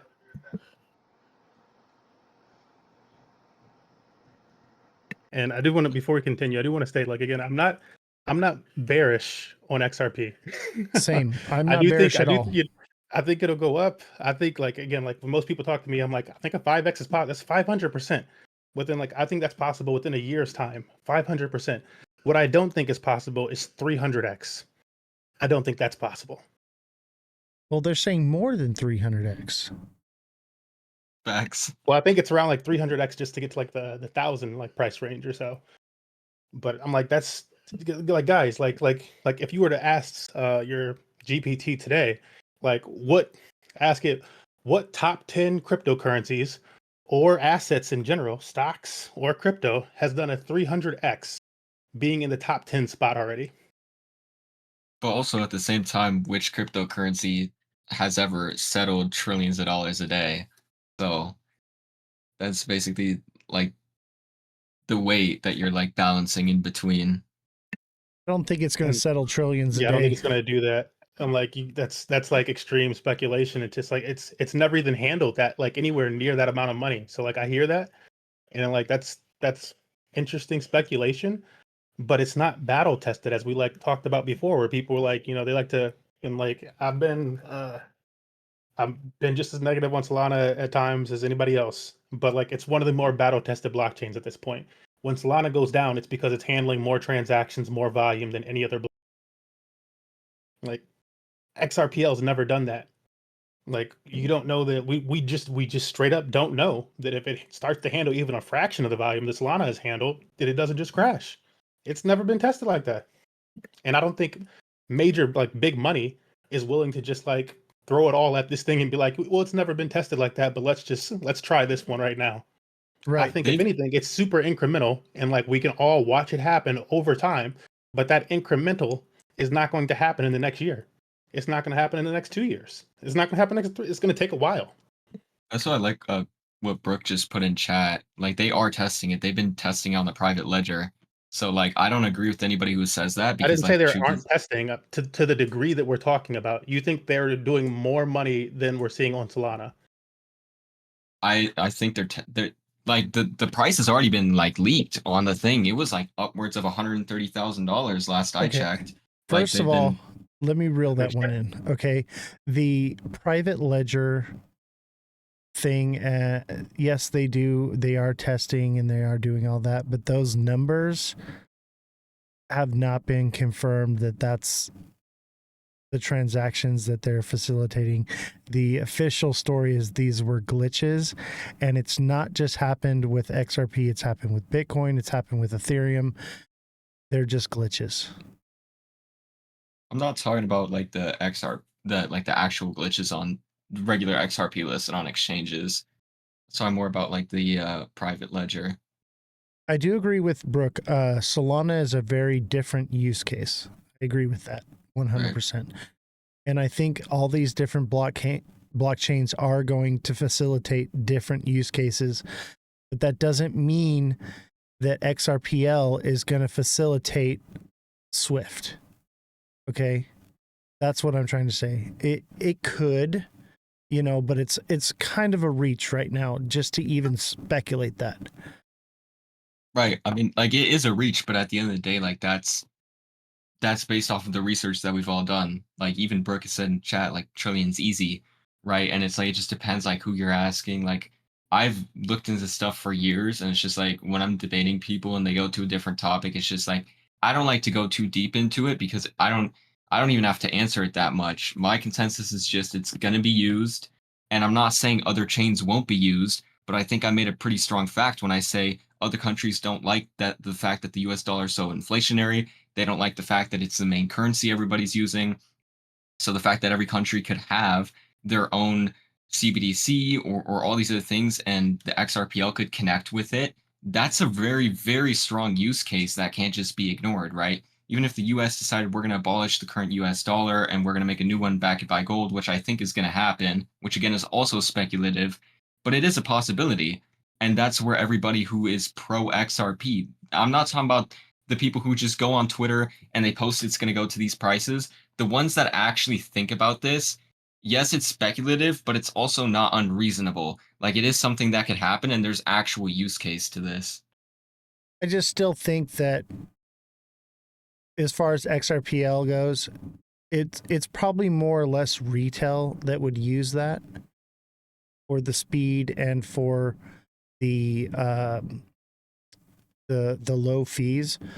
But like we had said before, is institutions are going to be looking for security. Big money is going to be looking for security. The amount of fees that they pay is worth it because of the amount of money that they have at stake. So I still think that the security narrative is the real issue here. If Ripple had, the security that Ethereum had, I would lean that direction. But it doesn't. So institutional adoption for XRPL just seems unlikely right now. Yeah, I would also like if I could make a comment on that. Like Josh stated, like, okay, well, what if all these different countries, like they all have their, you said CBDC specifically, not just stable coins, but tomato to some degree. Like one just has more control. Yeah. But then you were like your statement was that like that they all choose to use XRPL for interoperability essentially. And like my pushback to that would be like and for that to be their only option, like number one, like you have a bunch of options, but you choose to only use one option, right? I think that would be kind of odd. The second pushback to that would be like, why would you choose specifically? Like if you have the option to use like again, Bitcoin L2s are coming and they're working on having them be trustless and have interoperability and everything else. Like so you have the most secure ecosystem with trustless, not trusted interoperability. I think that becomes really attractive, especially to big money. So like you have like these type of options and stuff coming through.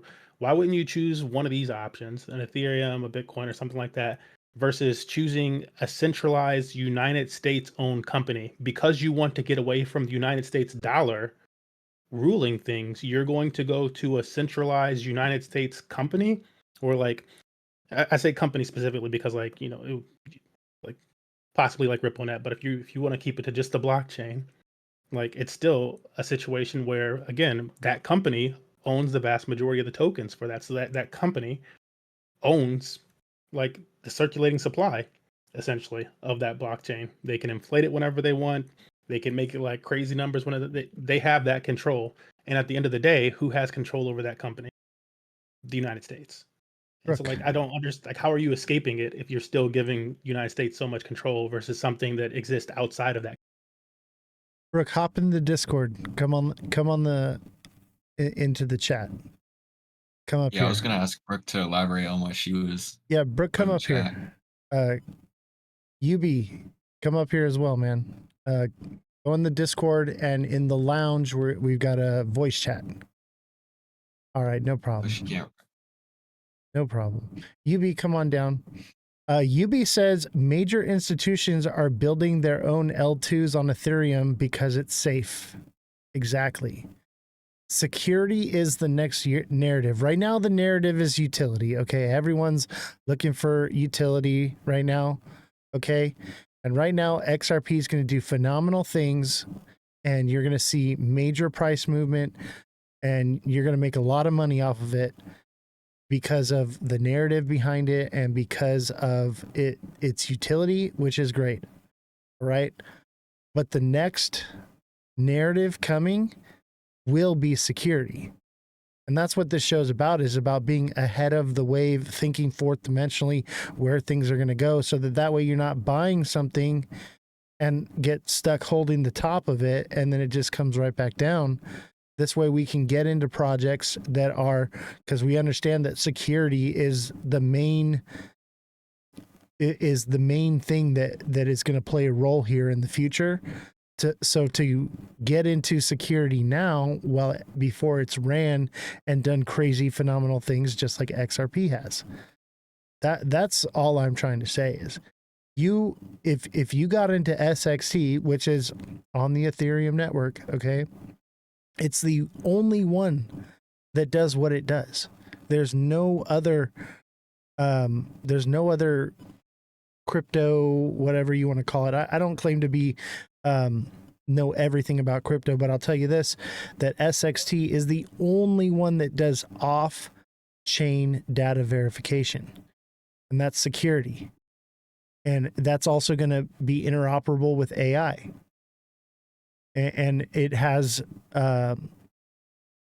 use case with military intelligence, storing intelligence information on the chain, but verified in a data center off the chain, which makes it secure. So that's why I'm like, okay, like SXT is going to do phenomenal things, but you're not looking at billions of dollar market cap on it. You're looking at a low coin supply, and you're looking at $100 million market cap. So when XRP runs like crazy, you made what, 20% on a bad day? On a bad day, SXT is going to give you that same return. So when it actually does run, you're looking at 30, 40, 50% returns. That's what I'm talking about. Is why get stuck in a monocular vision on one project when there's so much more to be had in this whole space. That's all I had to say. That's a good point. Before Josh says something, just good point there. Like, I think it's really important, again, to not be like, you could say tribalistic or whatever, but like to take off the blinders and to look at the entire space, and like not just the entire space for, okay, these are options, and then like outside of looking at the options, look at what's actually being built on. Look at where developers are building. Look at where the money is. Like, there's the saying, follow the money. Actually follow the money. Absolutely. We don't have to be tribalistic in crypto, right? We don't have to be, but we've chosen to become tribalistic. And that's Cosmic Crypto likens it to the cell phone era, right? Everyone had their own different cell phone data carrier that they were, super into. And obviously one day there will be whatever is adopted and used, like iPhone or Android, right?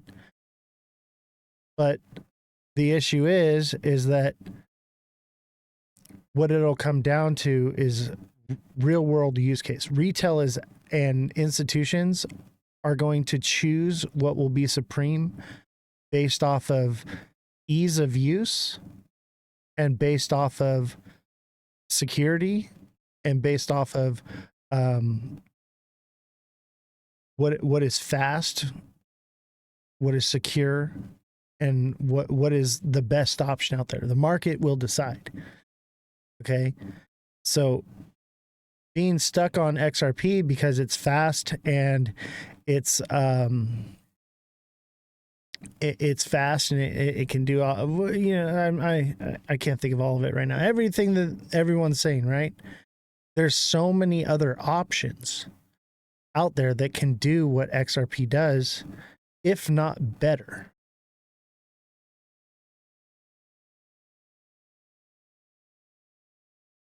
That's all I had to say. Brick says there's tribalism and XRP hate, but is it tribalism to like have an open mind to other ecosystems and not to just feel like one is the solution when it hasn't been adopted by all these other things? Like I get the speculation like portion of things. You can always speculate on an asset, but I feel like that's much more tribalistic to like be like I speculate on this asset and I see a future where this could happen, and so I believe that's going to be all of these I statements have to come from that. Like versus it could be any one of these, and it's maybe the one that has the most builders. It's maybe the one that has the most money on it. It's maybe the one that has the most transactions on it. All of these options that I've listed so far, and none of them are XRP. I Like so, think I choose to keep my mind more open because of that. my speculation is it's going to be what is the most secure. This is money we're talking about. People want their money safe. Period. They don't care how fast it can move from one place to another. They care how fast it can move there safely. I like what Brooke put in chat there. She said, most XRP holders I talk to own many others because they understand the structure. And I would agree with that, because just because I think XRP is going to go to a high price doesn't mean I don't think any of these coins won't play a role. I think all of them will be used. I think that's the main thing that people get wrong is when I'm saying XRP could get adopted and go to these high numbers, I'm not saying that that's the only thing that's going to be used. At the end of the day, everything could have equal use. But I mean, you know, XRP could use things like Interledger. We have R3, so many of these other things.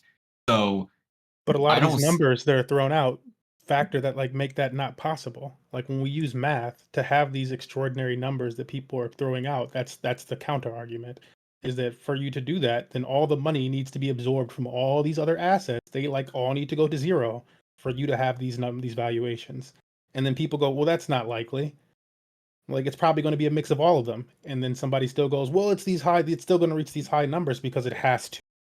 And it's like it doesn't have to. You can just do Exactly. more transactions. And then some other thing comes up. And like I'm just gonna go from like historical, like we like been in crypto for 8 years. We see so many like it's a joke also on the inside of crypto that like you don't make an announcement before the announcement. Like it's just like stop doing the announcements.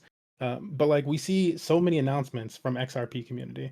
It's like if it's not this date, it was like I believe like in 2024 it was something about like early July or January, and then it moved to later, and then it moved to sometime in spring, and then it moved to July 14th.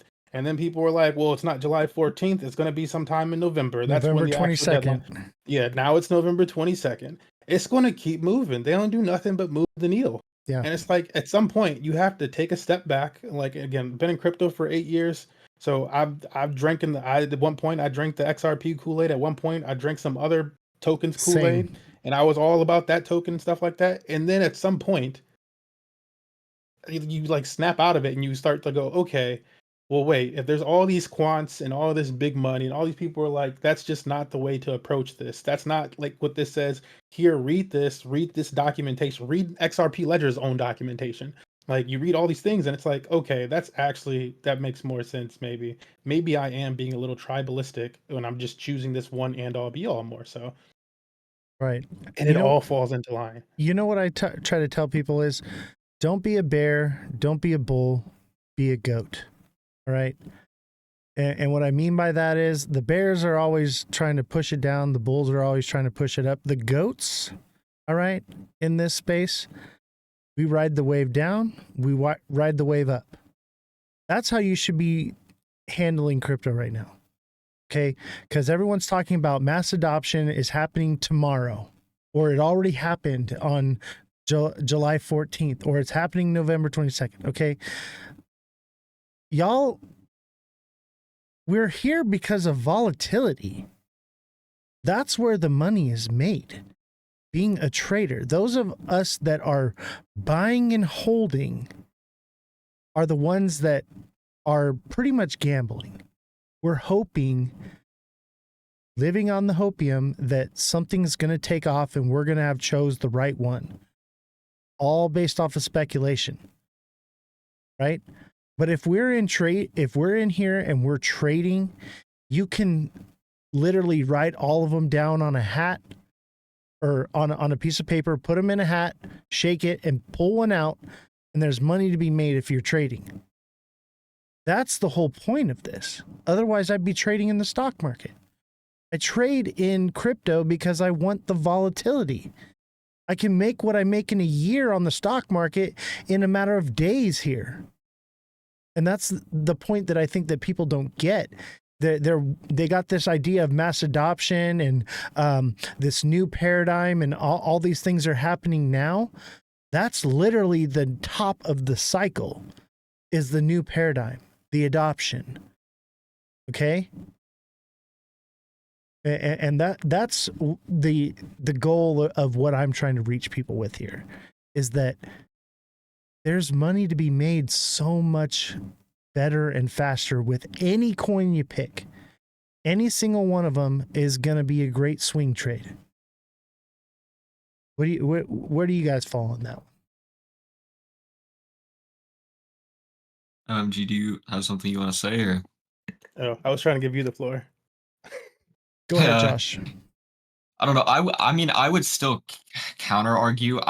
My thing is, I don't think that all the money would have to flow into XRP for the high price. That's kind of a misconception. I don't know if that's what everybody else in the XRP army says, but based on what I've found, that's not how it would work. Just to clarify on that.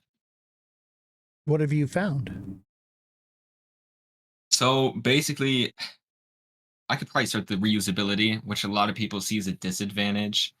But the fact that an XRP can technically be reused an unlimited number of times for transactions with, tiny fees, like, it just means that a single XRP can facilitate millions of transactions. And with that, it actually needs less capital. So you can't even put a market cap on a cryptocurrency the same way you could the stock market, because basically XRP would gain its value from its use case. So even if all the money from the other coins isn't inside XRP, the only thing that's bringing up its value is the sheer volume, the severe volume that's running over the ledger. So it never needs to be inside of it. As long as it runs over it, that alone just brings up its market cap. And there's so many other people that say it the exact same way. I mean, I've told you, like, even Jake Claver gives very clear examples of that. And I don't know how far you've looked into it, like, besides just the short clips that people have of him, but he Like, explains it before all. we go any further, because I want to stop at that point, like, and I'm sure I don't want to. I want you to continue, but like, how does a blockchain, which was your point, then having more volume run across it, equate to that blockchain's asset than having a higher market cap? Because the two are separate. That's like saying like Ethereum has a ton of money moving across it. That doesn't equate to the token's XRP, market cap going up. Like you need demand for the token itself to go up for that to happen. Also, you made a point about like XRP being able to be used reusable millions of times. I agree with that. And I think that's also why I don't believe that it needs to go up to some extreme valuation, as I said earlier. exactly. I'm like, if it can be reused a bunch of times, then you can do a bunch of transactions versus needing the token when people are like, well, it has to be $10,000 because that's the only way that you're like, no, there's stable coins. You just need liquidity in general on that blockchain. It doesn't have to be that blockchain's native asset. You just need liquidity. And then number one, even if you're using that token, you can, if it's so easy to move it back and forth, then you would just move it back and forth. You wouldn't buy a bunch of it. You buy $5 if that's the cheapest option you can do, and you can move all the money for $5. You're gonna do the cheapest option. my Discord link is in my bio. I would say the biggest thing is, like, it would still require more XRP if it's a lower price. So, like, these transactions are still using XRP to go through, but they're not holding it. It's just using the liquidity that was already there. So if you can use less XRP, it's actually faster. And David Schwartz said that himself. So it's pretty straightforward. XRP gets its value from the people that hold it, not the liquidity that will flow through it with adoption. Okay? It's like trying to fill a bucket with no bottom in it. The moment the money goes into it, it leaves it. It happens instantaneously. So how does that drive the price up? It's a liquidity pool. I would say, I mean, technically both would play a factor. I'm not really understanding how it would just be the holders. It would affect the price somewhat, but it would be the splashes of drops of water that hit the side of the bucket, not the actual money flowing through it. But like transaction volumes would still basically drive demand for XRP as a bridge asset, though. Like that's still the same concept. I just don't see it. Would it? Especially if like what we currently see right now is that like because your whole argument is based around like institutional adoption. After the institutions buy enough money, buy enough XRP, why do they need to keep buying more XRP? They don't. Then they have enough liquidity of XRP to make these transactions. You only need so much, and then you can make the transactions. Like you need, if you want to make $1 billion, then we get $100 billion, and then we don't need any more XRP. We can start making $1 billion transactions like that. Like Exactly. at some point, they no longer need any more XRP, and so that factors out like the volume thing. Like if we're just talking about like demand and that type of institutional buying for that purpose, And then people, it has a ceiling. And then I'll give this to Oz really quickly. But then like we're constantly seeing that like retail, by and large, doesn't use XRP. They don't actually use the blockchain. They don't use the EVM side chain. They don't use other blockchains. they they don't use these chains, but these other ecosystems do have that more so. So I'm just like, and I don't think it's going to come from retail. they act like, okay, it's going to be trillions of dollars, if not quadrillions of dollars flowing through it. What makes you think that these institutions or banks or Swift or whatever is only going to use the XRPL? You know, like mass adoption is not just going to be with XRPL. By that time, there's going to be so many different options. Some will use it, but we're not talking about all of it going through one pipeline. Think of it like water flowing, okay? That's what I'm trying. The analogy is water, okay? Right now, the water faucet is not turned on. It's just dripping out of it, right? Eventually, the water faucet will turn on, but it's not going to go through one hose. It's going to be, you know, one of those four-way valves with multiple different hoses going from this place to that place, and with other hose attachments that take it to other places, all throughout the entire garden. It all comes from one spigot, possibly, or even multiple spigots, but it's not one hose being used. I think the main thing is like demand would still outstrip like supply. So if you have ETFs, obviously, and you have all these people holding it, then realistically, even though it can be used in a limited number of times, the fact that people are holding it and the fact that there's volume on it, and then you can also put real estate on it, all these other things, like XRP has so many use cases. So I still, like, we could go back and forth on this, but to be completely honest, throughout our whole conversation, I still haven't really shifted my opinion just because, you know, if I talk to somebody like Brooke about it, we would understand the same points that we're relaying. Whereas if you were talking to somebody who has counter arguments, would say the same thing. So My thing is Because to our first point earlier, you still believe XRP ledger is more decentralized than an Ethereum or a Bitcoin, right? I think it's safer. Well, that would be in like its decentralization would make it safer. Like, because again, like Yeah, the peer-to-peer payment system is what it is. You don't have to use smart contracts. That's an option that people have on those chains. I'm thinking they don't use smart contracts, is what I'm saying.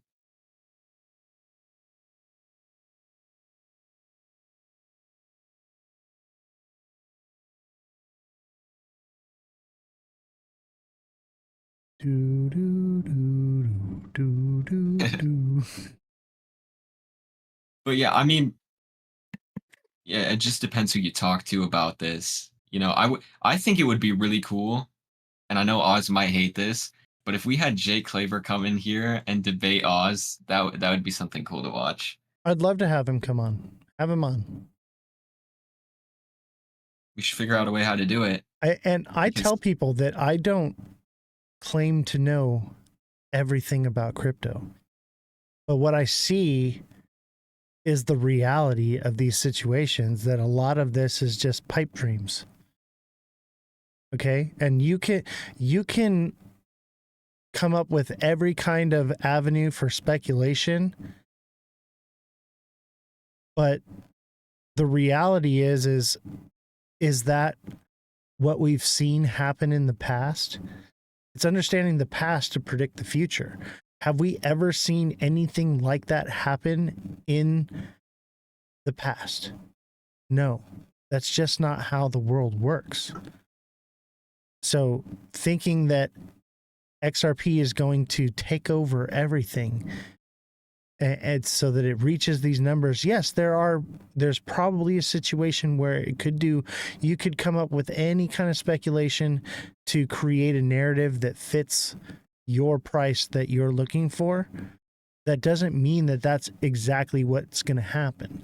And that's where I'm with it. Is like, it seems a little too good to be true. And maybe it does. Fine. I'd be happy with $10. Great. $5. Great. But holding on to something, waiting for something that's going to be super crazy is a disservice to people, because the real people that are making it in crypto are the ones trading it. There are a few people who have gotten lucky. That's what I'm trying to say. It's not about rolling the dice over here with me. For me, it's about creating wealth and doing it as fast as possible for everyone. Is XRP crashing? Kind of. It's coming back to about $3, maybe $3.04. I mean, even like Brooke said, most like the actual XRP holders, they hold everything. They hold XLM, they hold XDC.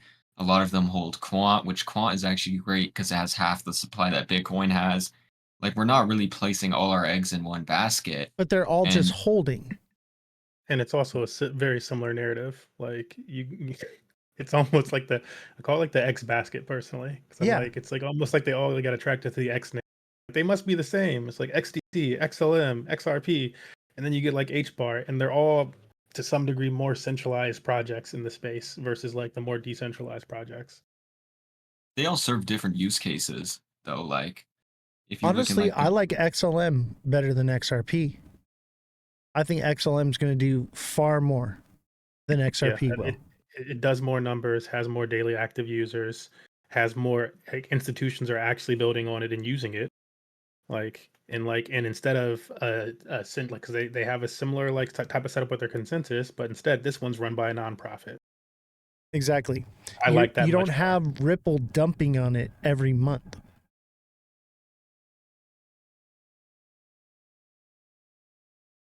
That I mean, money, I don't really, yeah. that liquidity that's extracted from XRP every month goes right to Ripple. Whereas in XLM, it goes to you. Those who are trading it. That's the I mean, I difference. hold XLM personally. Right, but what I'm trying to say is like, when you're just holding, right? You're holding and you're hoping. You're on hopium. You're hoping that you pick the right one, that your lottery ticket is gonna hit. All right? Your lottery ticket doesn't have to hit if you're trading. And that's why I'm teaching the TA class. I'm teaching people how to trade. And that's why I'm offering the deluxe subscriptions, because if they don't have the time to learn to do it themselves, I'll do it for them. Because you don't have to pick the right one. You can pick any single one of them and you're going to do well. That's what I'm trying to teach here. That's what I'm the fact that I'm trying to shill out, I guess, is that you can get rich guaranteed with crypto if you're doing it right. It's a guarantee, so long as it stays volatile like this. You don't have to hope. Similar to like Oz's like pitch for like why trading. Like that's why I fall more toward like blockchains with like not just decentralized DeFi, so decentralized finance. And I would be that much more interested in XRP Ledger if it had like decentralized finance projects that like actually did anything or like had any real like yields on them. Like when you look at it, it's like sologenic yields are like pathetic. It's not comparable to anywhere else in the space. You can get that like anywhere else times 10. So like you don't see it there. You don't see this many builders and stuff like that in that over there. And like over the years, you have to start to question like similar to like the just straight up volatility like question. You'd be like, okay, well, why aren't they building over here? Why don't I have that opportunity here? And I have that opportunity on all these other blockchains.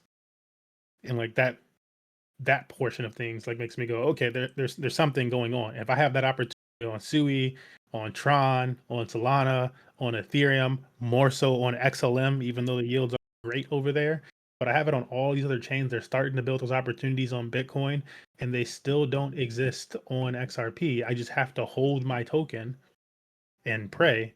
Like I'm going to choose one of these other options to make a bunch of money. Exactly.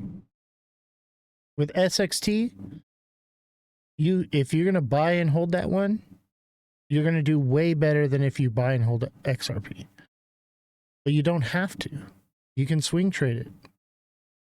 I mean, just like a counter argument, not that trading is bad or anything, but a lot of people also aren't that into it. So like you could be out of a trade and the asset gains adoption all of a sudden and you're out of that trade when that happens, then you're locked out. So there's where those issues come from.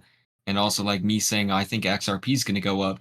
I also hold XLM. I hold these other assets that I also think are going to get adopted because we're leaning more towards crypto being adopted as a whole. So I don't really think it's a one-sided thing, to be honest. That's I just mean, greed. That's just greed and hopium.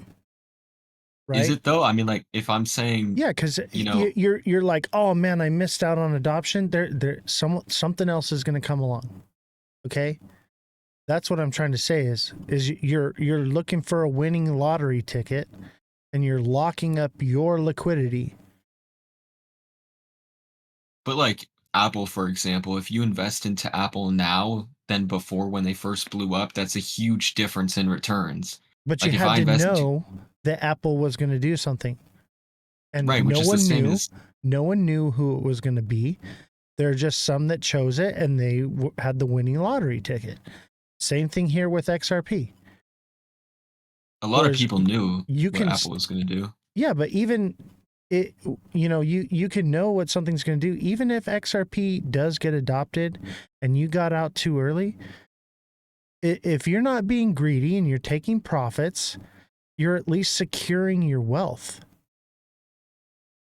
Greed is what burns people here in this space.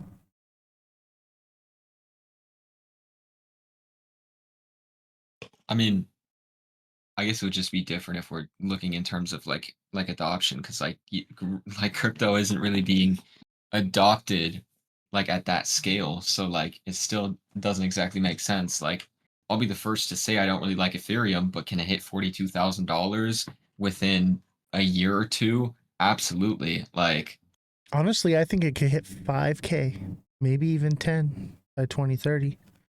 Yeah, I think that's possible, and I think like to the adoption conversation, like yeah, like crypto as a whole isn't like totally like adopted. We haven't had our point where like yes, the entire world is using cryptocurrency, but we do have blockchains that are more adopted than other ones. Like that's something that we can look at data for. Like we look at Bitcoin, there's a lot of active addresses on Bitcoin. We look at Ethereum, there's a lot of active addresses on Ethereum. We look at Solana. Solana currently, I believe, has the most active daily addresses. Like shortly down that list is XLM. They have a lot of daily active addresses doing remittance and stuff. Like Tron has a lot of daily active addresses. It takes us a while to get to XRP. It's something like its average, I believe, for the year is something like 20,000 daily active addresses compared to other blockchains that are in the 100,000. Exactly. It's just like it's behind the party.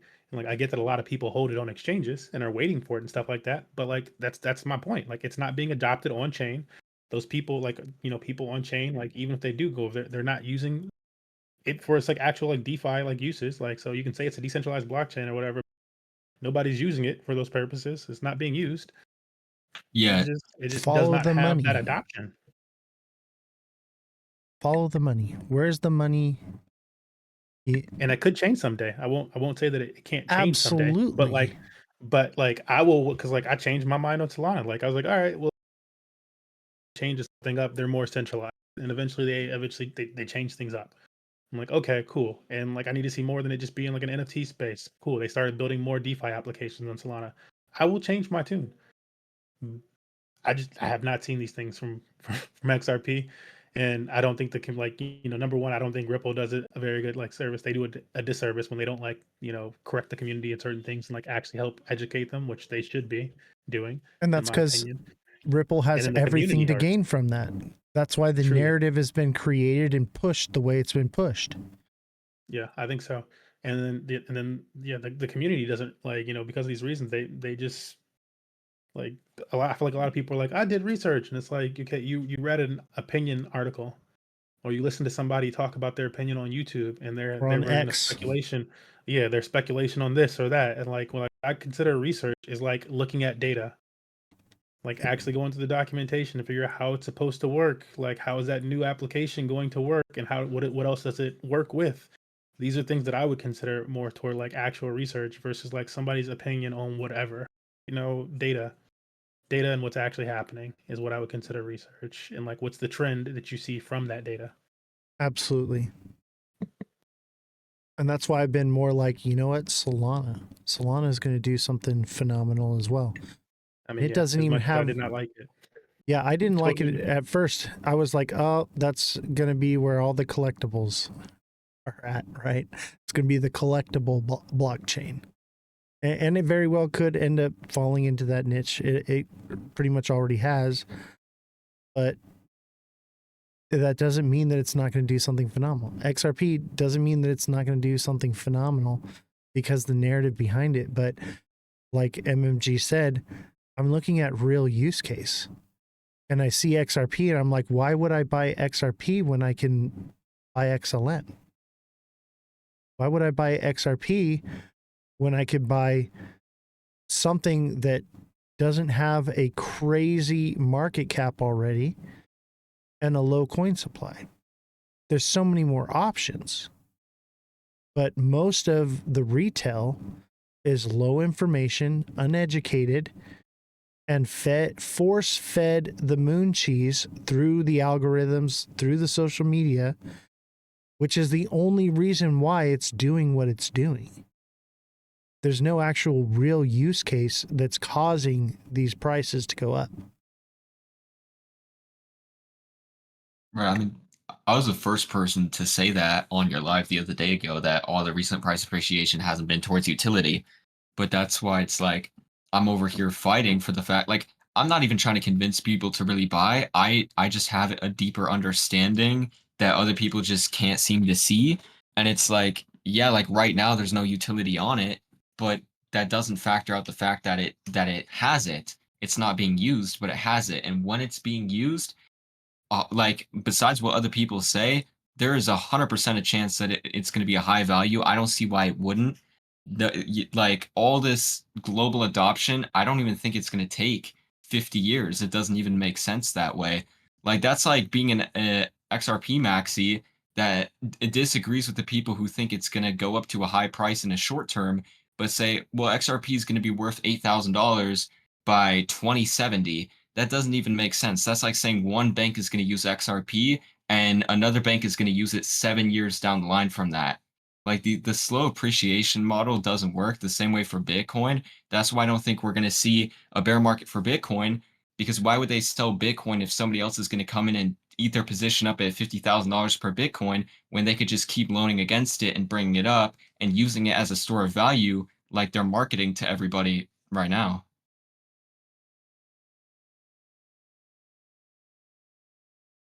MMG, you got anything to say on that? Um, yeah, I started to type something because I wanted to get the specific numbers, but I'll just mention it like off the top of my head. And it's kind of It's somewhat related to that, what Josh just said, and Josh, I didn't get like I feel like I drifted in and out, so correct me where if I fall flat on this. But somebody mentioned in chat also that like we're here for what did he say? It's like we're here for the real wealth, like not like chump change. I think it was. Yeah, we're here for real wealth, not chump change. I think that's his argument for like That why comes from XRP. trading. Yeah, that why and yeah, I would argue Oz's point. I say yes, that versus like what this person is more so assuming from XRP, where like again it has this narrative that like, well, if you choose this one, it's going to outperform all the other ones by so much. And like, do I agree it'll likely outperform Bitcoin and Ethereum? Yes. Partially because like the market cap is smaller. So I think that like in like general like supply and demand and market cap and like so it makes sense that the lower market cap token would outperform larger market cap token. So I would say, yeah, sure there. But do I think it's going to be some massive outperformance? No, I don't think so. And like this number has probably changed, and this is why I was going to look for the specifics on it. But when you like earlier this year when I had gone back and I had looked at, and it's like only like within like the last few months, when I had gone back and I had looked at the price appreciation of XRP, Ethereum, Solana, and Bitcoin from the bottom of the market in 2022, Solana had outperformed everybody. Solana was the best performing asset from the bottom of the bear market, not XRP. XRP had outperformed Bitcoin by a little over 100%. However, like a little over 100, and they both went up. It was like something like Bitcoin went up like 500%, XRP went up like 620% or something like that from the bottom of the bear. It was some type of numbers like that. However, the narrative on TikTok and a lot of influencers like to push to you is that like, oh, it's definitely way outperforming Bitcoin. They can't catch up to it. You're just going to waste your money, put it in this other asset. Meanwhile, they were all around the same, like give or take this 100%. Exactly. But like that's the number one asset. You could have gone with number one overall, done no thinking, and still made out like a bandit. But the narrative being pushed to you is that like if you don't choose this one, you're going to miss it all. And it's like that's just not been the case, and it hasn't been the case historically as well. When we go back 5 years, it's also not the case. I'm looking at price performance over the last 5 years, and this is a little bit more distorted now because like we do have that most recent run up again. So I'm not looking at like a shorter time frame, but this is even Bitcoin 111,000%. Ethereum same. So 1,200%. I should say 1,100%, 1,200%, XRP 1,400%. You would think with the narrative being pushed that XRP is at least 2x more than these other ones, not just inching above them. But it's just not the case. That's just not historically what it's been. And it's partially because they're all large caps. They're all mega caps. These are the biggest market caps in them. Like it takes a lot to move these. And when they move, they typically move together. Like they might run at different times, but you don't get that much difference. Like for one of them to like all of a sudden, for us to get the numbers that people are pushing, again, like not just the 5x, where I'm like, because like that's like, do I think Bitcoin's going to do a 5x this cycle? I don't think so. I think a 2x is maybe in the cards. Maybe. I don't even know about that, right? We've already moved up so much. So that 2x is already partially played out. Same thing for though I think a 5x is more likely from Ethereum. Cool. Yeah. We're moving down the line of market cap though. And so yeah, it's more likely for that one than the higher market cap. And then when we look at XRP, do I think that 5x is that's the one where I give the most credit to the potential for a 5x. I'm like, sure, we've moved Absolutely. down that much more. This has way more potential to do that 5x. However, where I start to call BS is at a 300x. I'm like, no, Absolutely. it's not going to do a 300x, guys. We've never seen a 300x of any asset in a year's time. Period. It's not about to happen with this one, not from a top 10 asset in any market. It's no. Exactly. And you have to understand the way the money works in Bitcoin, Ethereum, all these different cryptocurrencies is it flows into Bitcoin, it flows into Ethereum, it flows into the other alts, and then it flows into the meme coins, and then it comes back around. And that's the cycle that we talk about, the bull cycle. But that cycle happens over and over and over. So you can buy Bitcoin, then trade it to Ethereum, then trade it to XRP, and then trade it to HBAR, then trade it to Algo, and then trade it to SXT, and then trade it to meme coins, and then back around. When you're trading it, you're just exponentially doubling the X's that you can rack up. This was meant to be traded, not bought and held. That's why we're here. We want to be rich, right? I would just say with Bitcoin, trying to time Bitcoin hasn't really been that beneficial for people up overall because anybody who's bought at any point in the chart is currently up. So, and like also the thing with Bitcoin is I don't think it's done this cycle because we're gonna have a huge supply crunch because a lot of the correct me if I'm wrong, but I'm pretty sure we're at like 19 million circulating supply. We're approaching 20, and then they won't get done with mining the last Bitcoin for a long, long time from now. So we're going to reach a point very soon here where there isn't Bitcoin left, and it would cause the scarcity to push it up dramatic numbers. And I actually ran these numbers through, and if every single or a huge chunk, I think it was 30, if 30,000 millionaires out of the 22 million we have in the US all of a sudden decided they wanted to buy Bitcoin, all the supply would be gone and it would shoot up to incremental numbers. And that could genuinely still happen this cycle. I don't even want to put this cycle into it because I don't think we're getting cycles anymore. I don't think seeing Bitcoin dump is realistic. It just doesn't make sense to me. But when you're looking at the same thing, it's like, especially for XRP, the only reason why I'm holding it is because I got in so early. So for me to get out and in, it doesn't really make sense because what I believe is going to happen, it would be a rapid price jump and not something that's going out. And it's okay if people don't agree with me or like it's correct to say that it's never happened before, but that doesn't make it something that can't happen. And I'm sticking by the narrative that I have. And it's a narrative that I put together. Again, like I'm not on the side with every single other XRP maxi, but I'm accumulating multiple different tokens that I think are going to have significant price appreciation. And it's the same like the influencers who were trying to push we're going to get a bear market. They have everything to gain from a bear market and nothing to lose because they basically time it at the end of the day. It's like why would somebody sell their Bitcoin now? Because like if Bitcoin went back down to 50,000, why would somebody wait 3 years before an influencer says, okay, bear market is over, we're going to go back into a bull cycle. So Bitcoin is just going to supposed to hover at $50,000 a coin for 3 years. Like that doesn't make sense to me. Well, let me tell you something. Okay. Crap, I forgot what I was going to say. Oh, you said you're accumulating these coins, right? For a long-term hold. Accumulation is not done in the middle of a bull cycle. It's done in the years between. All right. So now is not the time to be accumulating. Now is the time to be trading. And then once the bull cycle is over, then we go back into accumulation. And I know you think that the cycles are never going to end. That was the narrative every cycle. Okay.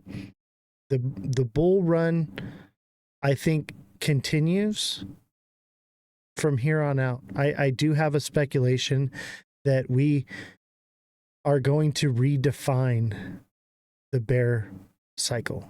Okay. And what we're going to have is we're going to have a bull cycle that runs for the next 5 years, I think, until things stabilize. But we're going to have bearish trends in there and there'll be flat zones. And this is speculative if what you're saying is right. But either way, there's going to be a time and a place for accumulation. And that's not right now. Right now is the time to be trading it, not accumulating it. That's all I'm trying to say. But like how would that work in a sense? Like if people took profit on Bitcoin and it went back down to 50, why would people wait to reaccumulate? That's when you would reaccumulate, is when it drops. But trying to accumulate XRP at $3 is not the right move. There are other things that you can accumulate that aren't running yet. But also it's getting more expensive. Like if I were to not Look at like, by the way, SXT, man. SXT was prime for the picking, and you bought some, right? right, You did amazing, right? And it hasn't even yeah, really ran yet. That's what I'm trying to say is those are you got to look for the right project to be an accumulation before you start accumulating. XRP has already passed that accumulation point. It was accumulated around 50 cents. right. And I got a lot there too, but my point is trying to like I can trade and buy these other assets, but I'm talking about Bitcoin and XRP specifically.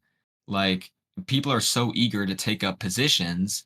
How do you get to the point where, for example, if XRP ran to $15 this cycle, right? Let's just hypothetically say that there was an adoption and it just ran to 15 off of the hopium that people are spreading, right? Let's just say that. Am I ever going to get an entry lower than 50 cent? That's highly doubtful. And the XRP you get Maybe a when you buy dollar, at 50, maybe and $2. even then is really speculative. We've touched the $2 floor so many times. And Yeah, once we get it could be ETF $2. approval, It could be $2. the I whole could agree crypto with market. that, but I'm thinking more like a dollar, dude, and maybe even lower. But that's like speculative because the whole crypto market is only 4 trillion. The stock market is 111 trillion dollars, and they're going to open the floodgates from retirement accounts and ETFs, which means I don't even think it's speculative to say trillions of dollars are going to flow into the market. So when you have that much price stability, there could be a real chance that if you take profit early, you are never going to get a better entry. And then you're just going to be buying on top of all these new people who come into crypto. That's And greed. that's why That's but greed. it's really not like it's a possibility. And that's why I'm just trying to not outweigh that I because understand what you're saying. Okay, and you know we've been back and forth on this already. It is 8 o'clock, and we have to go to Twitch exclusively, so we can talk about the Epstein stuff. But I'm not discounting what you're saying. Yes, there is a possibility, but for me, that's just a lottery ticket. Okay, you don't need a lottery ticket to win in this, is all I'm trying to say, buddy. Right? And if that's how you want to play the game, I'm not saying that you're not going to make money doing it. I'm just saying you're limiting yourself. That is all. Hey, buddy. You know, I appreciate you, and I love these debates, but I got to let you go, buddy. It's 8 o'clock. all right. Thank you for coming on. MMG, thank you for coming on. Appreciate you Yeah, as good well. job. Is there any last things you want to say, MMG, before you go? Yeah, I guess the last thing that I would say is, yeah, Oz was like talking about trading a lot and totally agree. But like more so than just trading, like, yeah, I suggest that people like take your crypto learning like past just learning about like price and charts if you have it that in you, and learn about like actual activity on chain. Because I think like once you start like actually interacting with like applications and stuff like that on chain, and you don't have to use all of your assets. You can even use test nets. So it's basically paper trading. But once you start to do that more, so I feel like you learn a lot more about the market. And it also opens you up to more opportunities. You can trade more assets. You can trade assets before they get on these exchanges, and so you're able to experience pumps before they get on the Uphold or Coinbase or wherever else. You Absolutely. experience the pump before it ever gets there, and then it pumps when it gets to that platform. You're open to way more opportunities outside of that in terms of like what's available in DeFi and TradFi. You need like certain amounts of money in like certificates and whatever else to be even eligible to use certain financial tools and investment like routes. Like in DeFi, it's all just open to you, and there's more and more Absolutely. coming every day. And so I would say like if you're actually like interested in crypto, you like like you can always speculate on price, but like diving more into like how things work and how they work on chain, and like yeah, experimenting in that world is where the most money is to be made. Yeah. What I say is invest in yourself before you invest in the market. Educate yourself first. Don't just listen to a creator on TikTok that's shilling you some coin. Invest in yourself, become educated, and then invest into the market. Thank you, MMG. Appreciate having you on. Yeah, thanks for having me. No problem.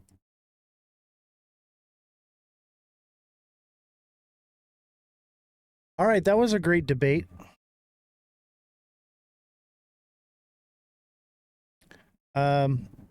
Revolution. Hi.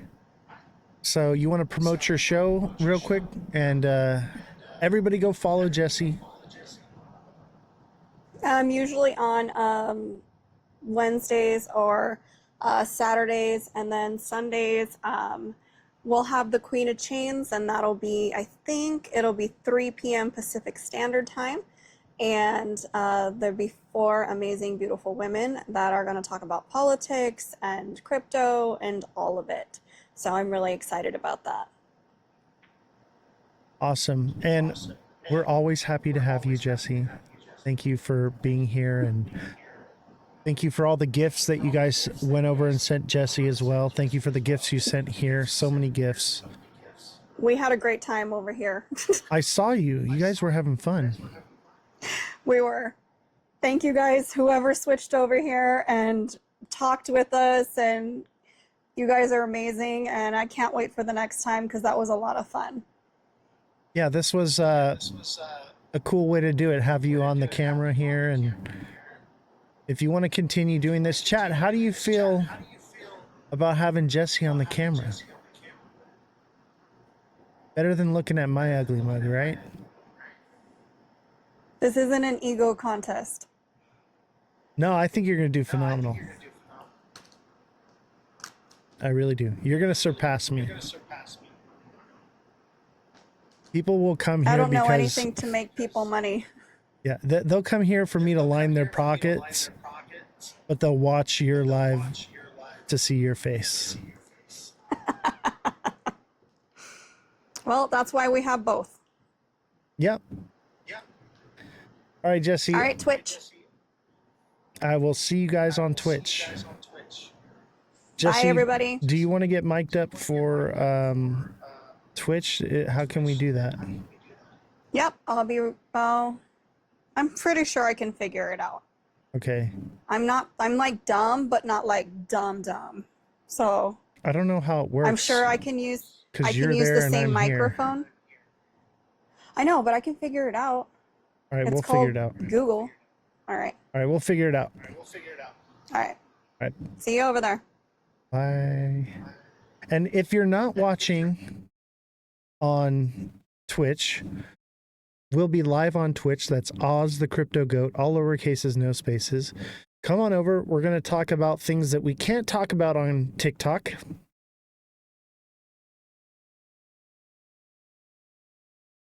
Buy high, sell low. Yeah, that's the way to do it.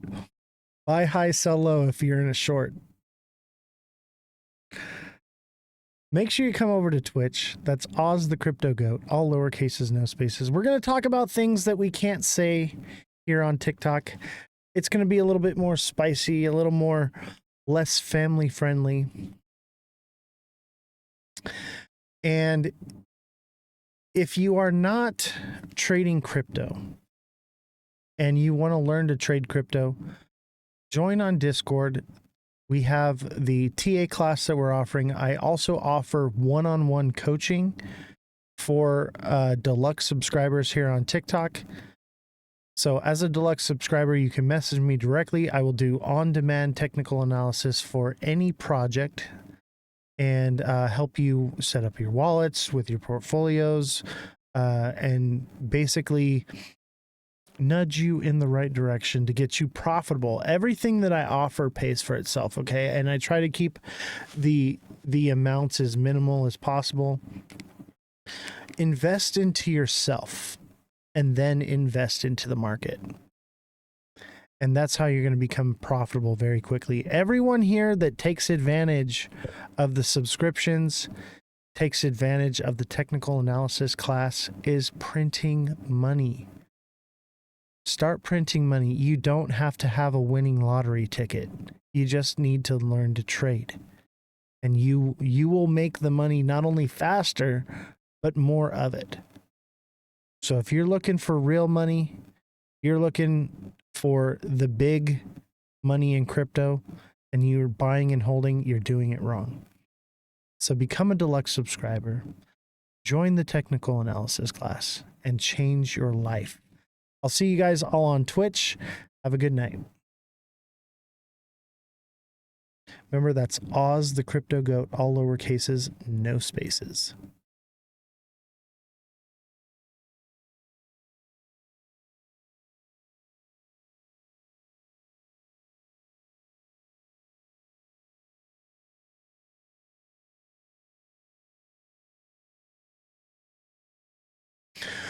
What's up, chat?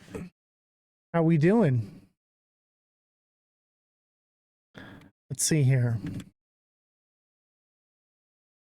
So how hard is going into XRP going to crash? I mean, it's pretty much done what it's going to do. I think there's a possibility of a head and shoulders formation right here. So that would send it back down to like 247, 265, somewhere between there. Okay, I lied. I can't figure out the microphone, but I can talk in the chat and have commercials anyway because my boss is cheap and won't pay for the ad free. If you have Amazon Prime, you can get a free subscription through your Amazon Prime. I believe everyone has Amazon Prime. Can I be completely honest with you? No, absolutely not. Just kidding. Go ahead.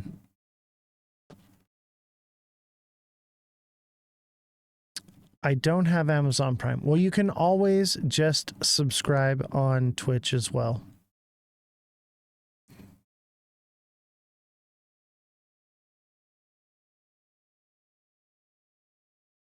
I will buy my deluxe tomorrow. Nice. Yeah, get the deluxe subscription. Take advantage of it. And remember, you get out of it what you put into it. All right. I have other people I'm coaching as well. So you have to, you know, message me and conversate with me, and it's not something that happens overnight. But it does happen, and it does happen quickly. And I'll tell you what, like the TA class, man, TA class is legit. You guys are going to learn a lot from there. I don't have Amazon. You need to cut those boys off after an hour because you guys were talking in circles and it was just going on and you didn't do any TA, didn't go Uber over any news, and you have a set time limit to be aware of time.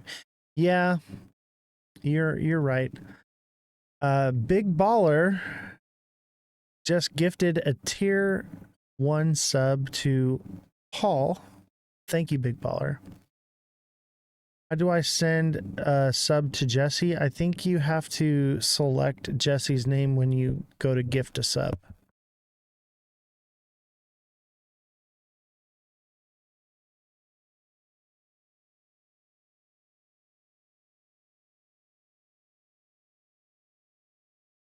Gift some subscriptions, guys. Help support the channel. Remember, when you guys send those subscriptions, that money goes to Jesse. To everyone who was on my side of the live and kept me entertained and we laughed and had fun, I appreciate you. Oh, Jesse. And look, Big Baller just gifted you a subscription. There you go, Jesse. You are locked in.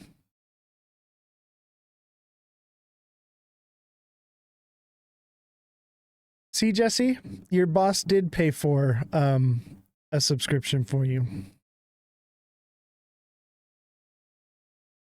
Jesse says thank you. And Big Baller, you never called me, bro. You got to call me tomorrow. We got to talk about some stuff. I got busy. Sorry I didn't call you, but when my phone rings, I'll answer it.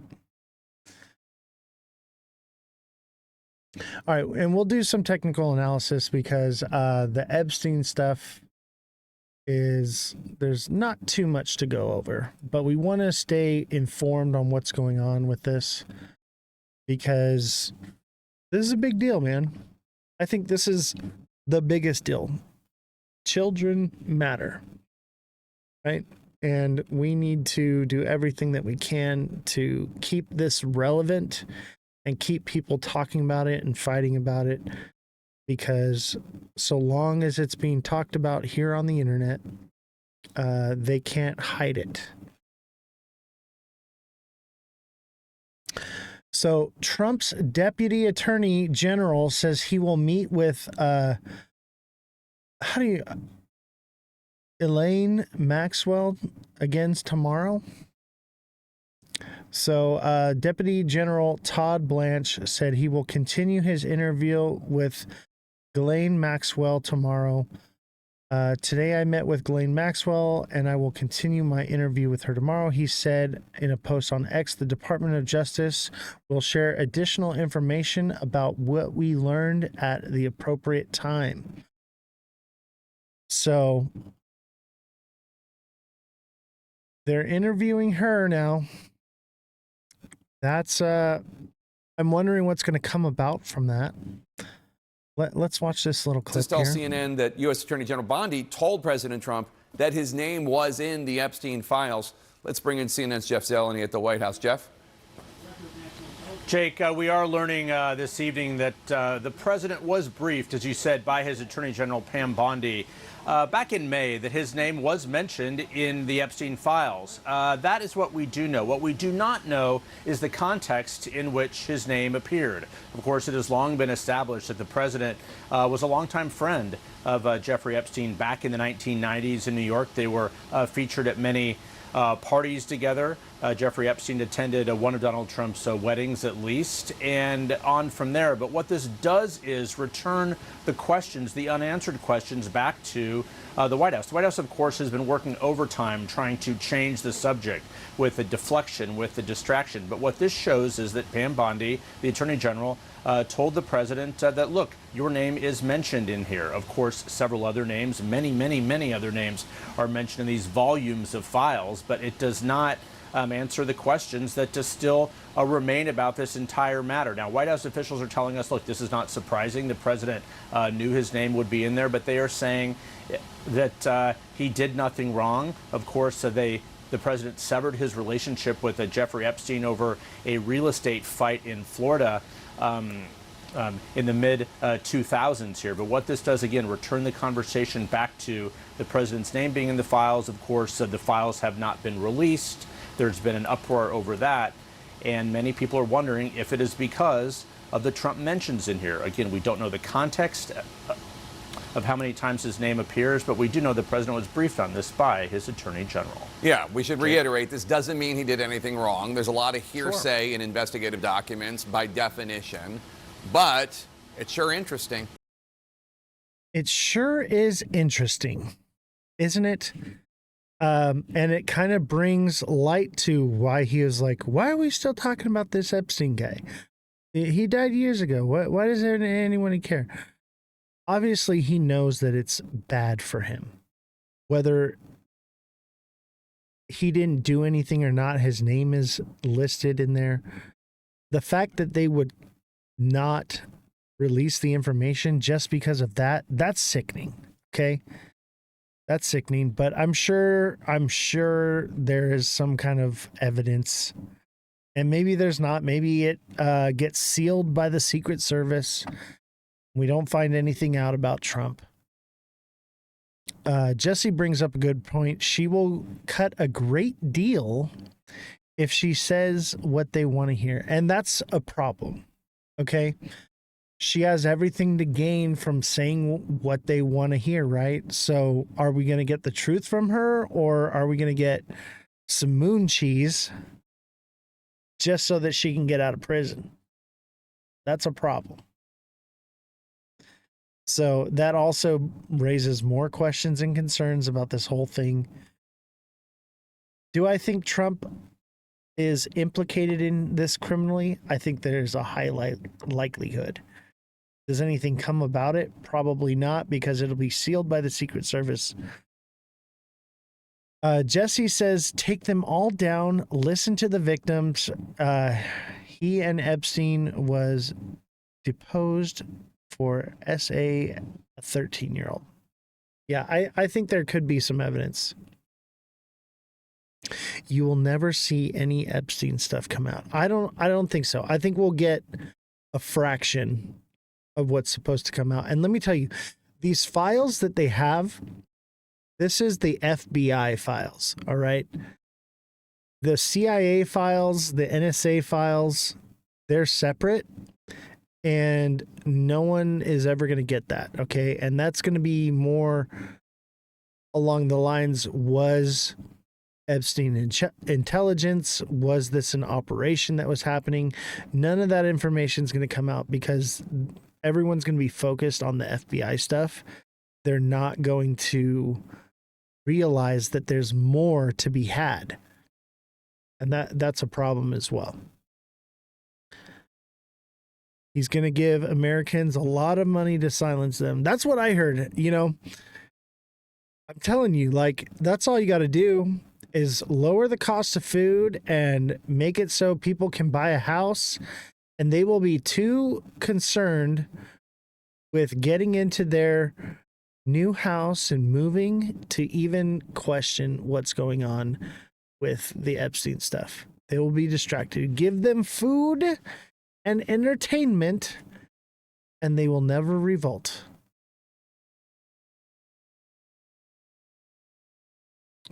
August 1st is coming soon. We will see money soon. Stimulus checks. Ooh, that would be something, huh? I'll tell you what, stimulus checks would definitely pump the markets. Universal healthcare is what file? Exactly. Exactly. That's what it'll be. It'll be, oh, everyone's got their own home. Everyone's got something to keep them distracted. Everyone's happy, and they will all get tucked into sleep. I think stimulus checks won't be enough. I think they'll probably do that, and that'll be good for the market. But I think more or less, if people are moving into a new house and they're not paying for healthcare, that would be something that would change the narrative. At the same time, I don't think anyone ever gives up on this one. I won't. I'm not going to give up on this one. We're going to be screaming to high heaven about this for a long time. We're going to try to keep it as relevant as possible. Keep you guys talking about it and talking about it on TikTok as well, whatever we can say, and trying to keep it alive until we get the information we want. How much do you guys pay for healthcare? That's a good question. I'm not going to say. I think that's kind of private. But most people that have healthcare pay more than if they had like federal or state healthcare. It's usually more. House Democrats force Republicans to take vote after the vote on the Epstein files. Let's take a Tonight, look. Attorney General Pam Bondi's top deputy meeting at a Florida courthouse with Ghislaine Maxwell, the convicted accomplice of notorious sex offender Jeffrey Epstein. Deputy Attorney General Todd Blanche meeting privately with Maxwell and her attorneys. Earlier this week, Blanche posted if Maxwell, quote, has information about anyone who has committed crimes against victims, the FBI and the DOJ will hear what she has to say. This tonight from Maxwell's attorney. She answered all the questions truthfully, honestly, and to the best of her ability. The Trump administration seeking to cool the ongoing firestorm over its handling of the DOJ's files on Epstein. Today's meeting blasted by Democrats. There is every reason to fear that Donald Trump could offer Ghislaine Maxwell a pardon in exchange for silence or even worse, phony exoneration. It comes 24 hours after the Wall Street Journal report, citing senior administration officials, that the president was briefed in May by Bondi that his name appears in the unreleased files. The Journal reporting the files contained what officials felt was unverified hearsay about many people, including Trump, who had socialized with Epstein in the past. and that being mentioned in the records is not a sign of wrongdoing. The White House calling the story fake news. NBC News has reviewed over 1,000 pages of documents tied to Epstein or related investigations and conducted interviews with dozens of victims and attorneys, and none has suggested Trump committed a crime. All as President Trump tonight toured the Federal Reserve's $2.5 billion building renovation, which has already run over budget, squabbling over its costs with Fed Chair Jerome Powell. It looks like it's about $3.1 billion. It went up a little bit, or a lot. So the 2.7 is now 3.1. I'm not aware of that. Yeah, it just came out. You just added in a third building is what that is. That's a third building. Well, no, but it's a building that's being built. No, it was built 5 years ago. We finished Martin 5 years ago. It's part of the overall work. The president asked what Powell could do to get him to back off his criticism. Well, I'd love him to lower interest rates. Other than that, what can I tell you? Garrett joins us now live. Garrett, a lot of headlines involving President Trump tonight. The FCC has approved the $8 billion acquisition of Paramount, which also owns CBS. Yeah, Tom, the sale to Skydance Media comes on the heels of that $16 million settlement between President Trump and CBS News over a 60 Minutes interview with then Vice President Harris. The FCC says Skydance will make significant changes to the CBS broadcast network to ensure, quote, diversity of viewpoints across the political spectrum. The FCC's lone Democrat dissenting with the decision, which she says threatens press freedom. Tom? All right, Garrett Haake first. Garrett, thank you. All right. I want to talk about the healthcare thing for a second. So we the Epstein thing, we don't really know what they're going to release. It's probably not going to be much, and people are going to fight over this no matter what comes out. But I do want to ask Shaz. Shaz is in Canada where they have free healthcare. Here's the issue with the free healthcare, okay? Yes, in the US, we pay out of pocket, but we have the options with private healthcare to get certain procedures done that are, like in Canada, a lot of people will be sick or dying or whatever, and there will be procedures that can help them, right? The problem is that the government pays for the healthcare. They won't pay for those procedures because it's too expensive. So they offer things like assisted suicide instead. That's a problem. Okay? If we have universal healthcare, we need to have access to any and all procedures that people want. Not true. I work in an ICU unit. It's not. Okay. Hear me out. Okay. It's not that that's the case, that it's a slippery slope, and that's the direction it's headed. Okay. And there are plenty of procedures that people could have that they can't get with that healthcare. That is the problem. I'm not saying that they're giving assisted suicide yet. Okay? But it's a slippery slope. Do I want to live in a world where there's procedures that can save someone's life and you can't have them because the government is saying, no, we're not going to pay for it? That's the issue.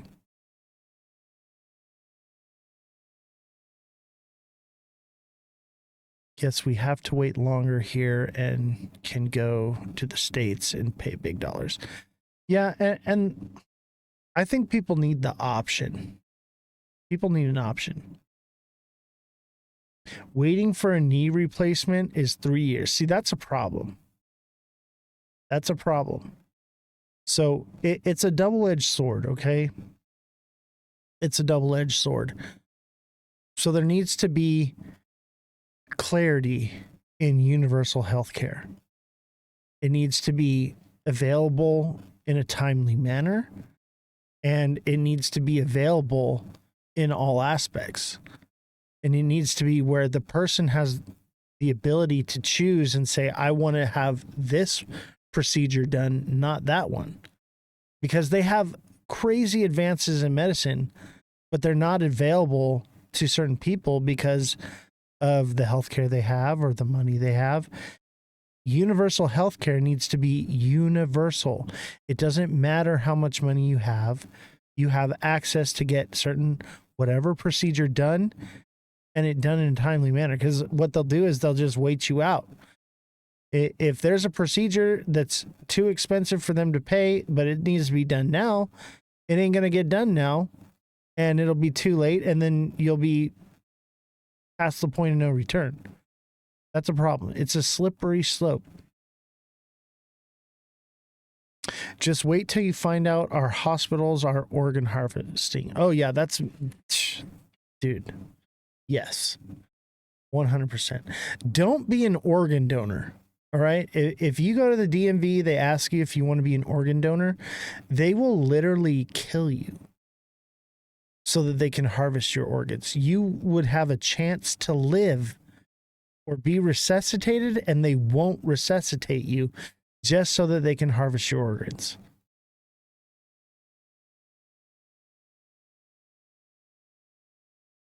Somebody is dying but has a good kidney, $100K for the hospital. Exactly. Exactly. The healthcare system is screwed up. It's all screwed up. Everything is messed up in this world right now. That's why we have this show. That's why we're trying to change things and make a positive change in the right direction. But like I said, it's a double-edged sword. We need to be more educated and more clear as the people of what it is that we want and understand what we want and how it can be accomplished. And that's the problem, is most people are low information, don't know. Healthcare in America is only about profit, not about people, and we all know it. That's for sure. In the ICU, we deal with a lot of organ donations, and it's very emotional for all. Yeah. The organ situation is a problem too. That's why they want to do the cloning. They want to, what was that movie? The Island? They would clone the people and have them live on the island, and then it was like rich and powerful people, and then they would harvest their organs.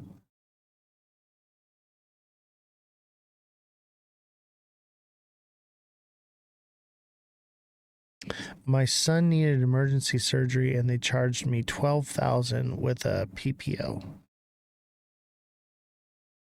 It's messed up. It's messed up. And the problem is we have the technology, we have the resources, but our hands are tied because the systems that we've chosen. That's the problem. We need to change the way things operate, the way things go. And even with that, it's a double-edged sword. How do we fix all these problems?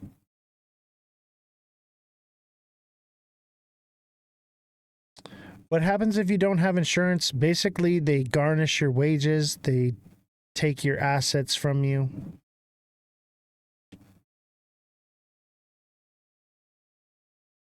Revolution. Jessica says revolution.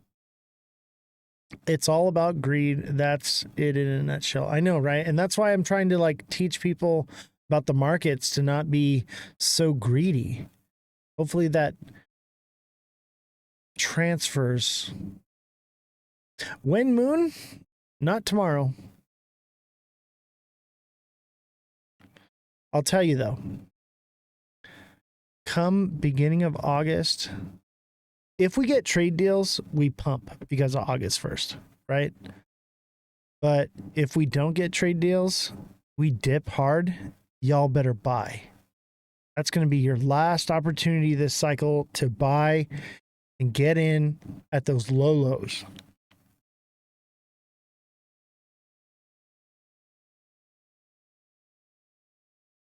Back to $2. Thought it wouldn't age well. 126. Here we come. On what? On XRP? Yeah, we shall see. We shall see. I don't know if they go that low. They pumped everything just right before. They knew what they were doing. They're going to keep it from falling that low. You still have the short, dude. That short is going to pay off at the end of the cycle. All right. Come November, you're going to get paid. End of November, baby. End of November. Maybe sooner. Maybe we get it on the 1st. Maybe things just drop like crazy. Maybe so. It depends on how bad the deals are. All right. DOJ seeks interview with Ghislaine Maxwell amid calls to release the Trump Epstein documents. All right. We already went over that. I'm not going to beat a dead horse with that one. Let's do some TA. What's happening in November? ISO supposedly gets adopted again. It gets its last pump November 22nd. And then I think it's all downhill from there. Retail will start selling off for Christmas. I have Beer Gator merch coming in. I need to get you some tanks in about 2 to 3 months. Yeah, we'll meet up, bro. Dude, the Beer Gator thing, I have aspirations. I have ideas. As you know, dude, I've got Raider Nation. Okay, I have like one of the, it's like a spider web of Raider Nation connections. Not only do I go to the Raider Nation car meets, because I do like the car club stuff, but also my security guard is like a crazy Raiders fan and knows every Raiders fan.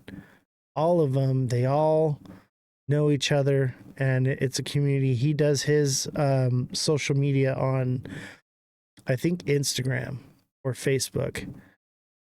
But he is plugged in as well, and dude, he's down. He's on board, and I want to tailgate party this thing.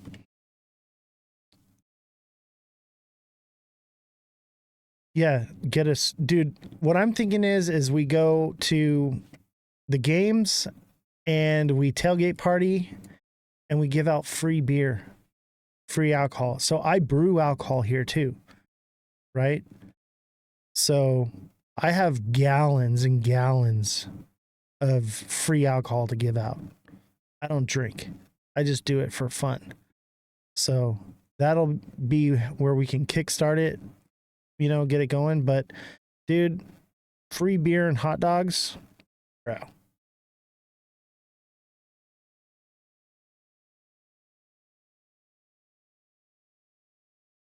I'm telling you right now, people are going to come for the free booze and the free food, and they're going to stay.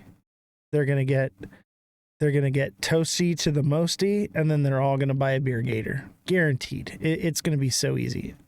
I already bought like a pop-up tent to do it, and I got CO2 coming in the mail.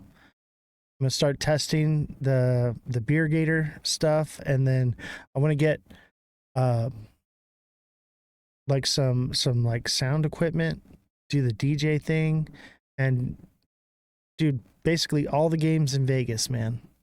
Be there, tailgating, and promoting Beer Gator, promoting the show. It's gonna be legit. We're gonna have Jesse out there giving out free beer. It'll be awesome. Yeah, call me tomorrow, man. I have ideas. I have infrastructure set up already. I have people and know-how. Basically, it's whenever we're ready to pull the trigger, dude. I can make this thing happen.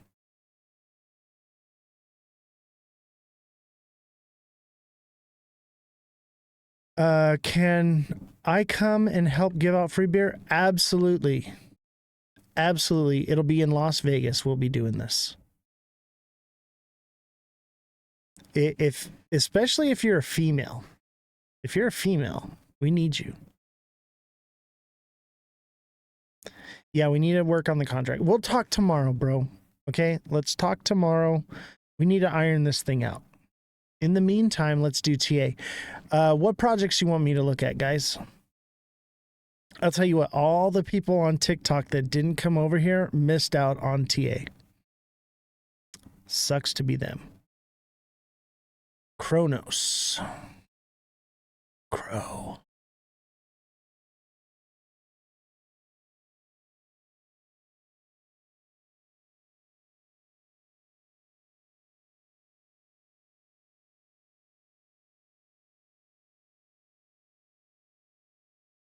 Kronos.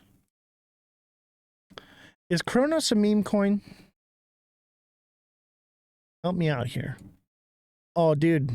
Kronos hit that mark that we were saying, 13 cents to the cent. Is that what we said? I think it'll do 14, to be honest with you.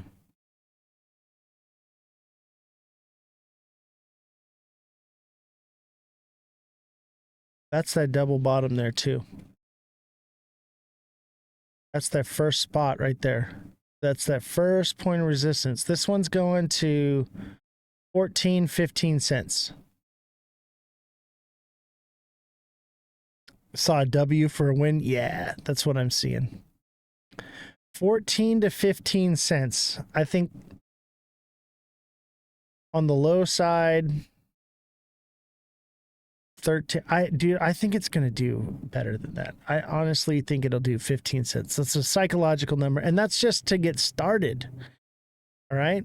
That's just to get started. It could do way more. Way more.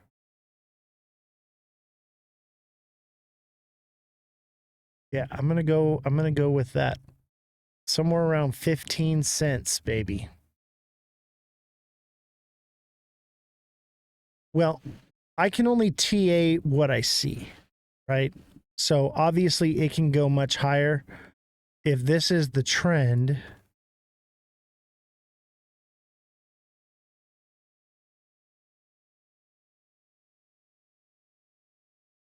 $26, 25 cents. That's where I'm seeing. If that's the trend, and obviously it could go higher. Could be trended more like that, and that would put it at like 30. Oh yeah, everything's dumping. Dude, the red light's on. All right, everything is gonna dump.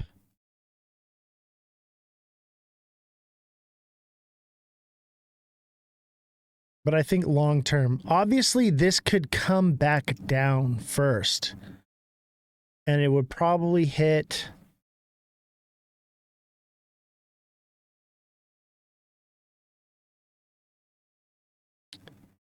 11 to 10 cents. Probably like 10.5 coming back down. If it did, and it could continue back up from there. Okay, but I think overall things are bullish. Yeah, I would say probably 10.5. 10.5 looks good. 10 or 11. 10.5 to 11 cents. I think 11 cents is more like that sweet spot, but it may very well fall to 10.5.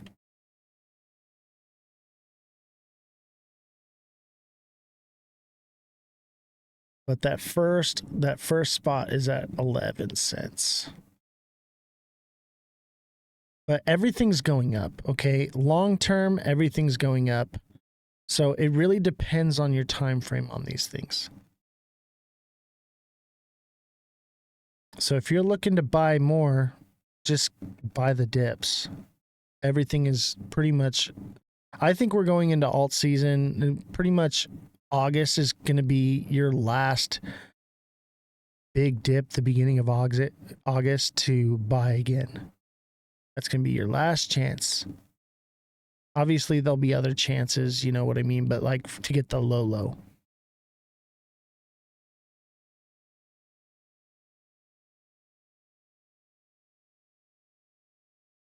All right, Ethereum. That looks like a bull flag.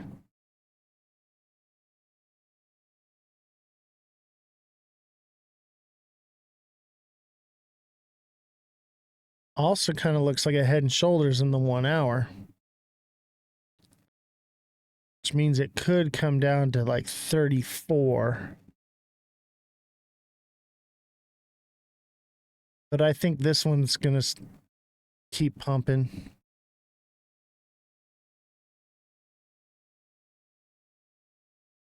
Four hours of descending channel played out. Coming back down.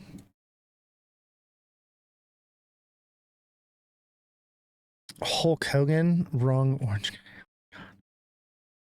Dude, do you think they murdered Hulk Hogan? You think he knows something?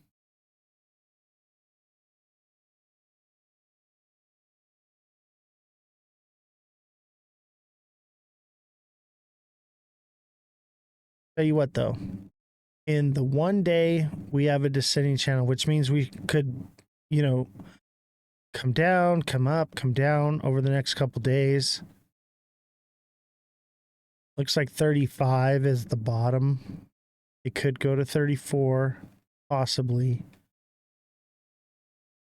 Here's the thing, okay? That fair value gap takes it to 31.5. If it does break downward, it's coming to 31.5. All right, just like XRP did, it'll do something similar. But XRP has Ripple dumping on it, which is what's bringing it down to fill those fair value gaps. So this could potentially come all the way down here. But I think long term,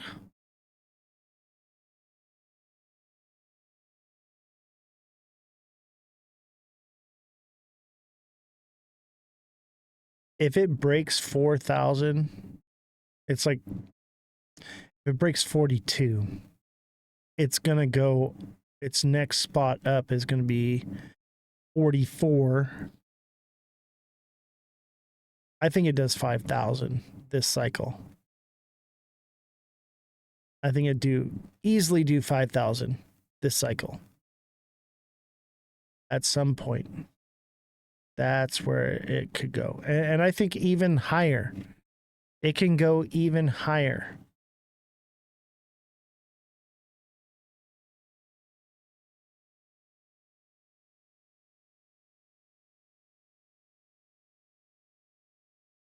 Welcome to the Matrix. Just keeps hanging a carrot in front of your face. Yeah. Any other projects? We got time. We got 10 more minutes. Any other projects? Is Hulk Hogan a coin? Tell me there's a Hulk Hogan coin.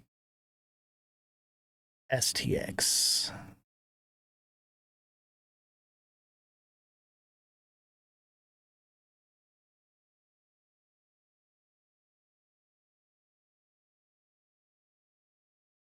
Oh. Oh yeah, STX is about to pump, y'all. STX is about to pump.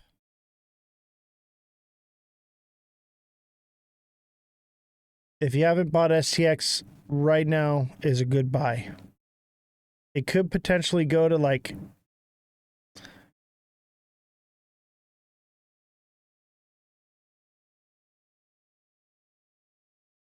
$74. It could potentially go to like 73, 75, 74. Okay. But this one is pretty much seems its bottom, and it's that double bottom. It's that double bottom like we've been seeing. Okay. This one should pump us up to $1.35 to $1.40 to get started.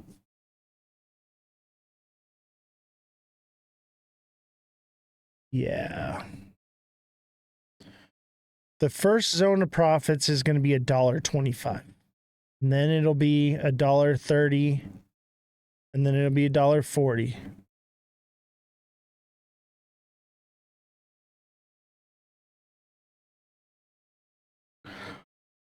Really? I did buy a little bit last week. Yeah, it's definitely a good buy right now. This one's a buy. It could potentially come down more, but yeah, this is what you want to see. This is what we're looking at. This one's going up. All right, and that's with the presumption that we're going into alt season. By the way, when you guys see the red light on, you shouldn't be selling. You should be buying. All right. When you see the green light on, you should be taking profits. You know? I mean, I guess this is okay.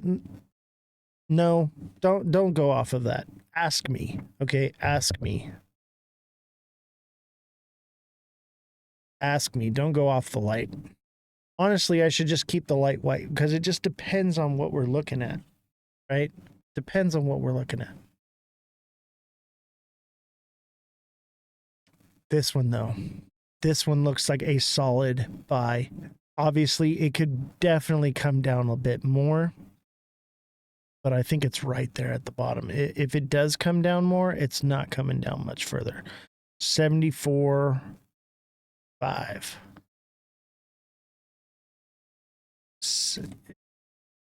The lowest it's going to come down is right here. If it does, it's going to be right there. 73.81, 74.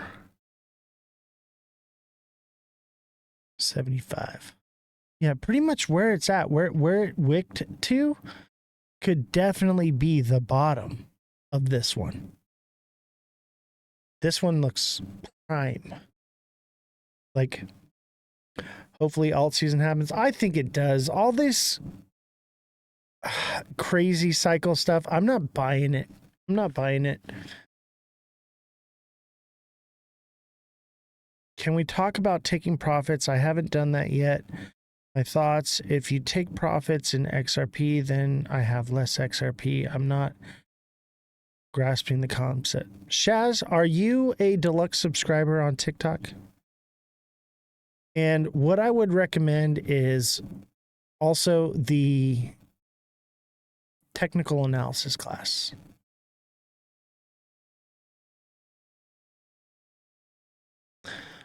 I think we get alt season, okay? And even if we don't get alt season, we'll get a form of alt season. It just won't be as phenomenal as what we've seen in the past. We're going to get something.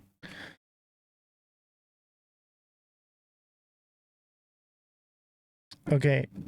As a deluxe subscriber, I offer coaching where I can teach you the taking the profits, and you can message me directly and I will help you. You can just say, hey, like, this is the project I have. Where should I be taking profits? How much? You got to tell me your situation. Everyone's different, you know. We can't do that in the live. There's not enough time. I got 5 minutes left.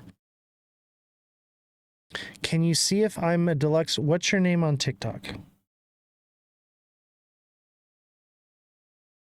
Actually, just send me a DM on TikTok. Okay? Send me a DM on TikTok.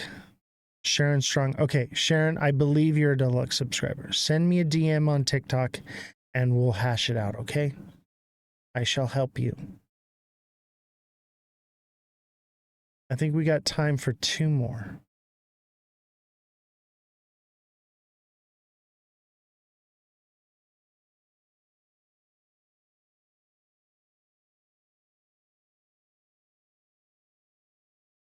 Oh, that's beautiful. I think SXT is a buy right now too. It could potentially fall lower. If it does fall any lower, it's not going past like 8 cents. But what I would predict is this is an imbalance. So this thing's definitely going up to 10.21, 10.5 for sure. Eventually, wherever it goes from its bottom. But here's the trend line right here. Bottom. So 0.85, 0.875, somewhere around there would probably be the bottom. This is a strong buy right here too.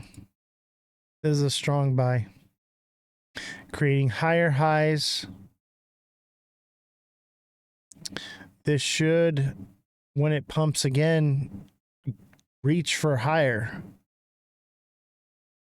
I would think that if it breaks 12.5 its highest and it goes again, it would wick up to like 13.5 would be the next spot. So it should go from where it's at now to like 13.5. And it could obviously go higher. Look at that nice green candle. We're starting to get those big green candles again. All right. That is beautiful. That's what we want. Okay. And the fact that it came back and it filled this again, like that's what we want. That swing trade. Boom. We're going to trade this thing as it goes up and down. Obviously,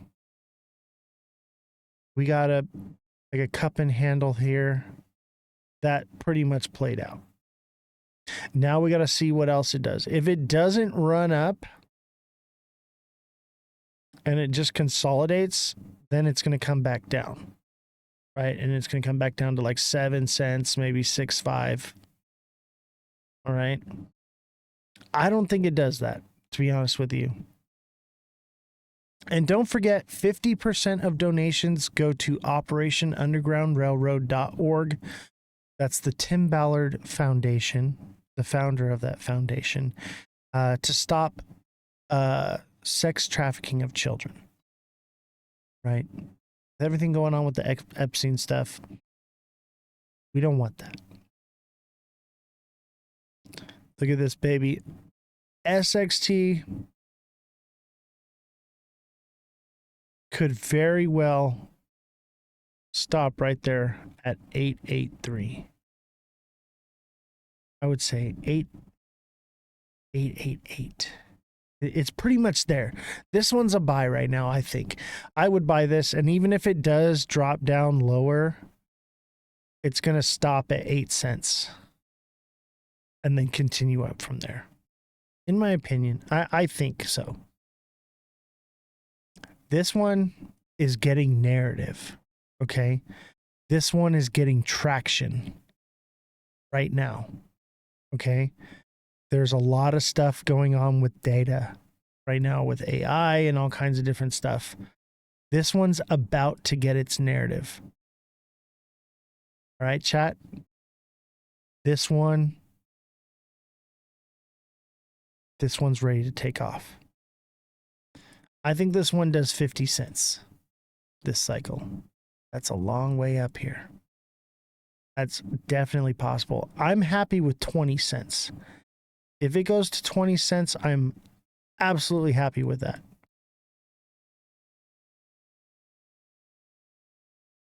Let's set our mark for 20 cents. Yes, this is SXT, baby. This one is a buy.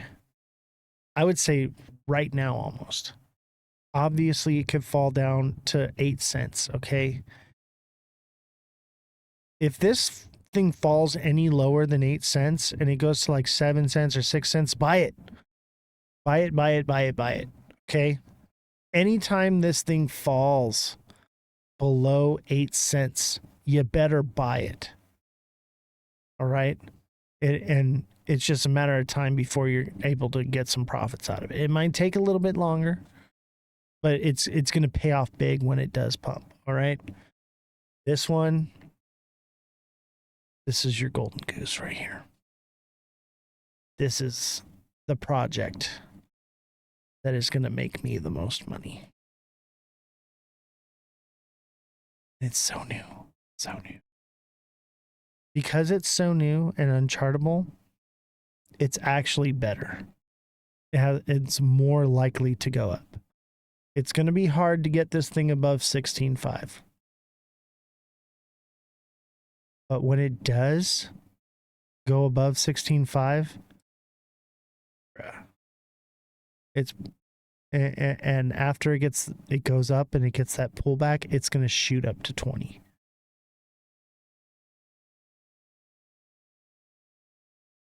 This one right here, baby. This is what you want. This is what you want. All right, it's 9 o'clock. Thank you guys. Appreciate you. Today's live was a little bit different. We had a debate and we had Jesse on our live. A little bit different. And I don't know if we're going to continue it that way. I'm going to talk with Jesse about it. We're going to see. We shall figure it out, right? So appreciate you guys. Don't forget, take profits, send donations. Good night. Appreciate you.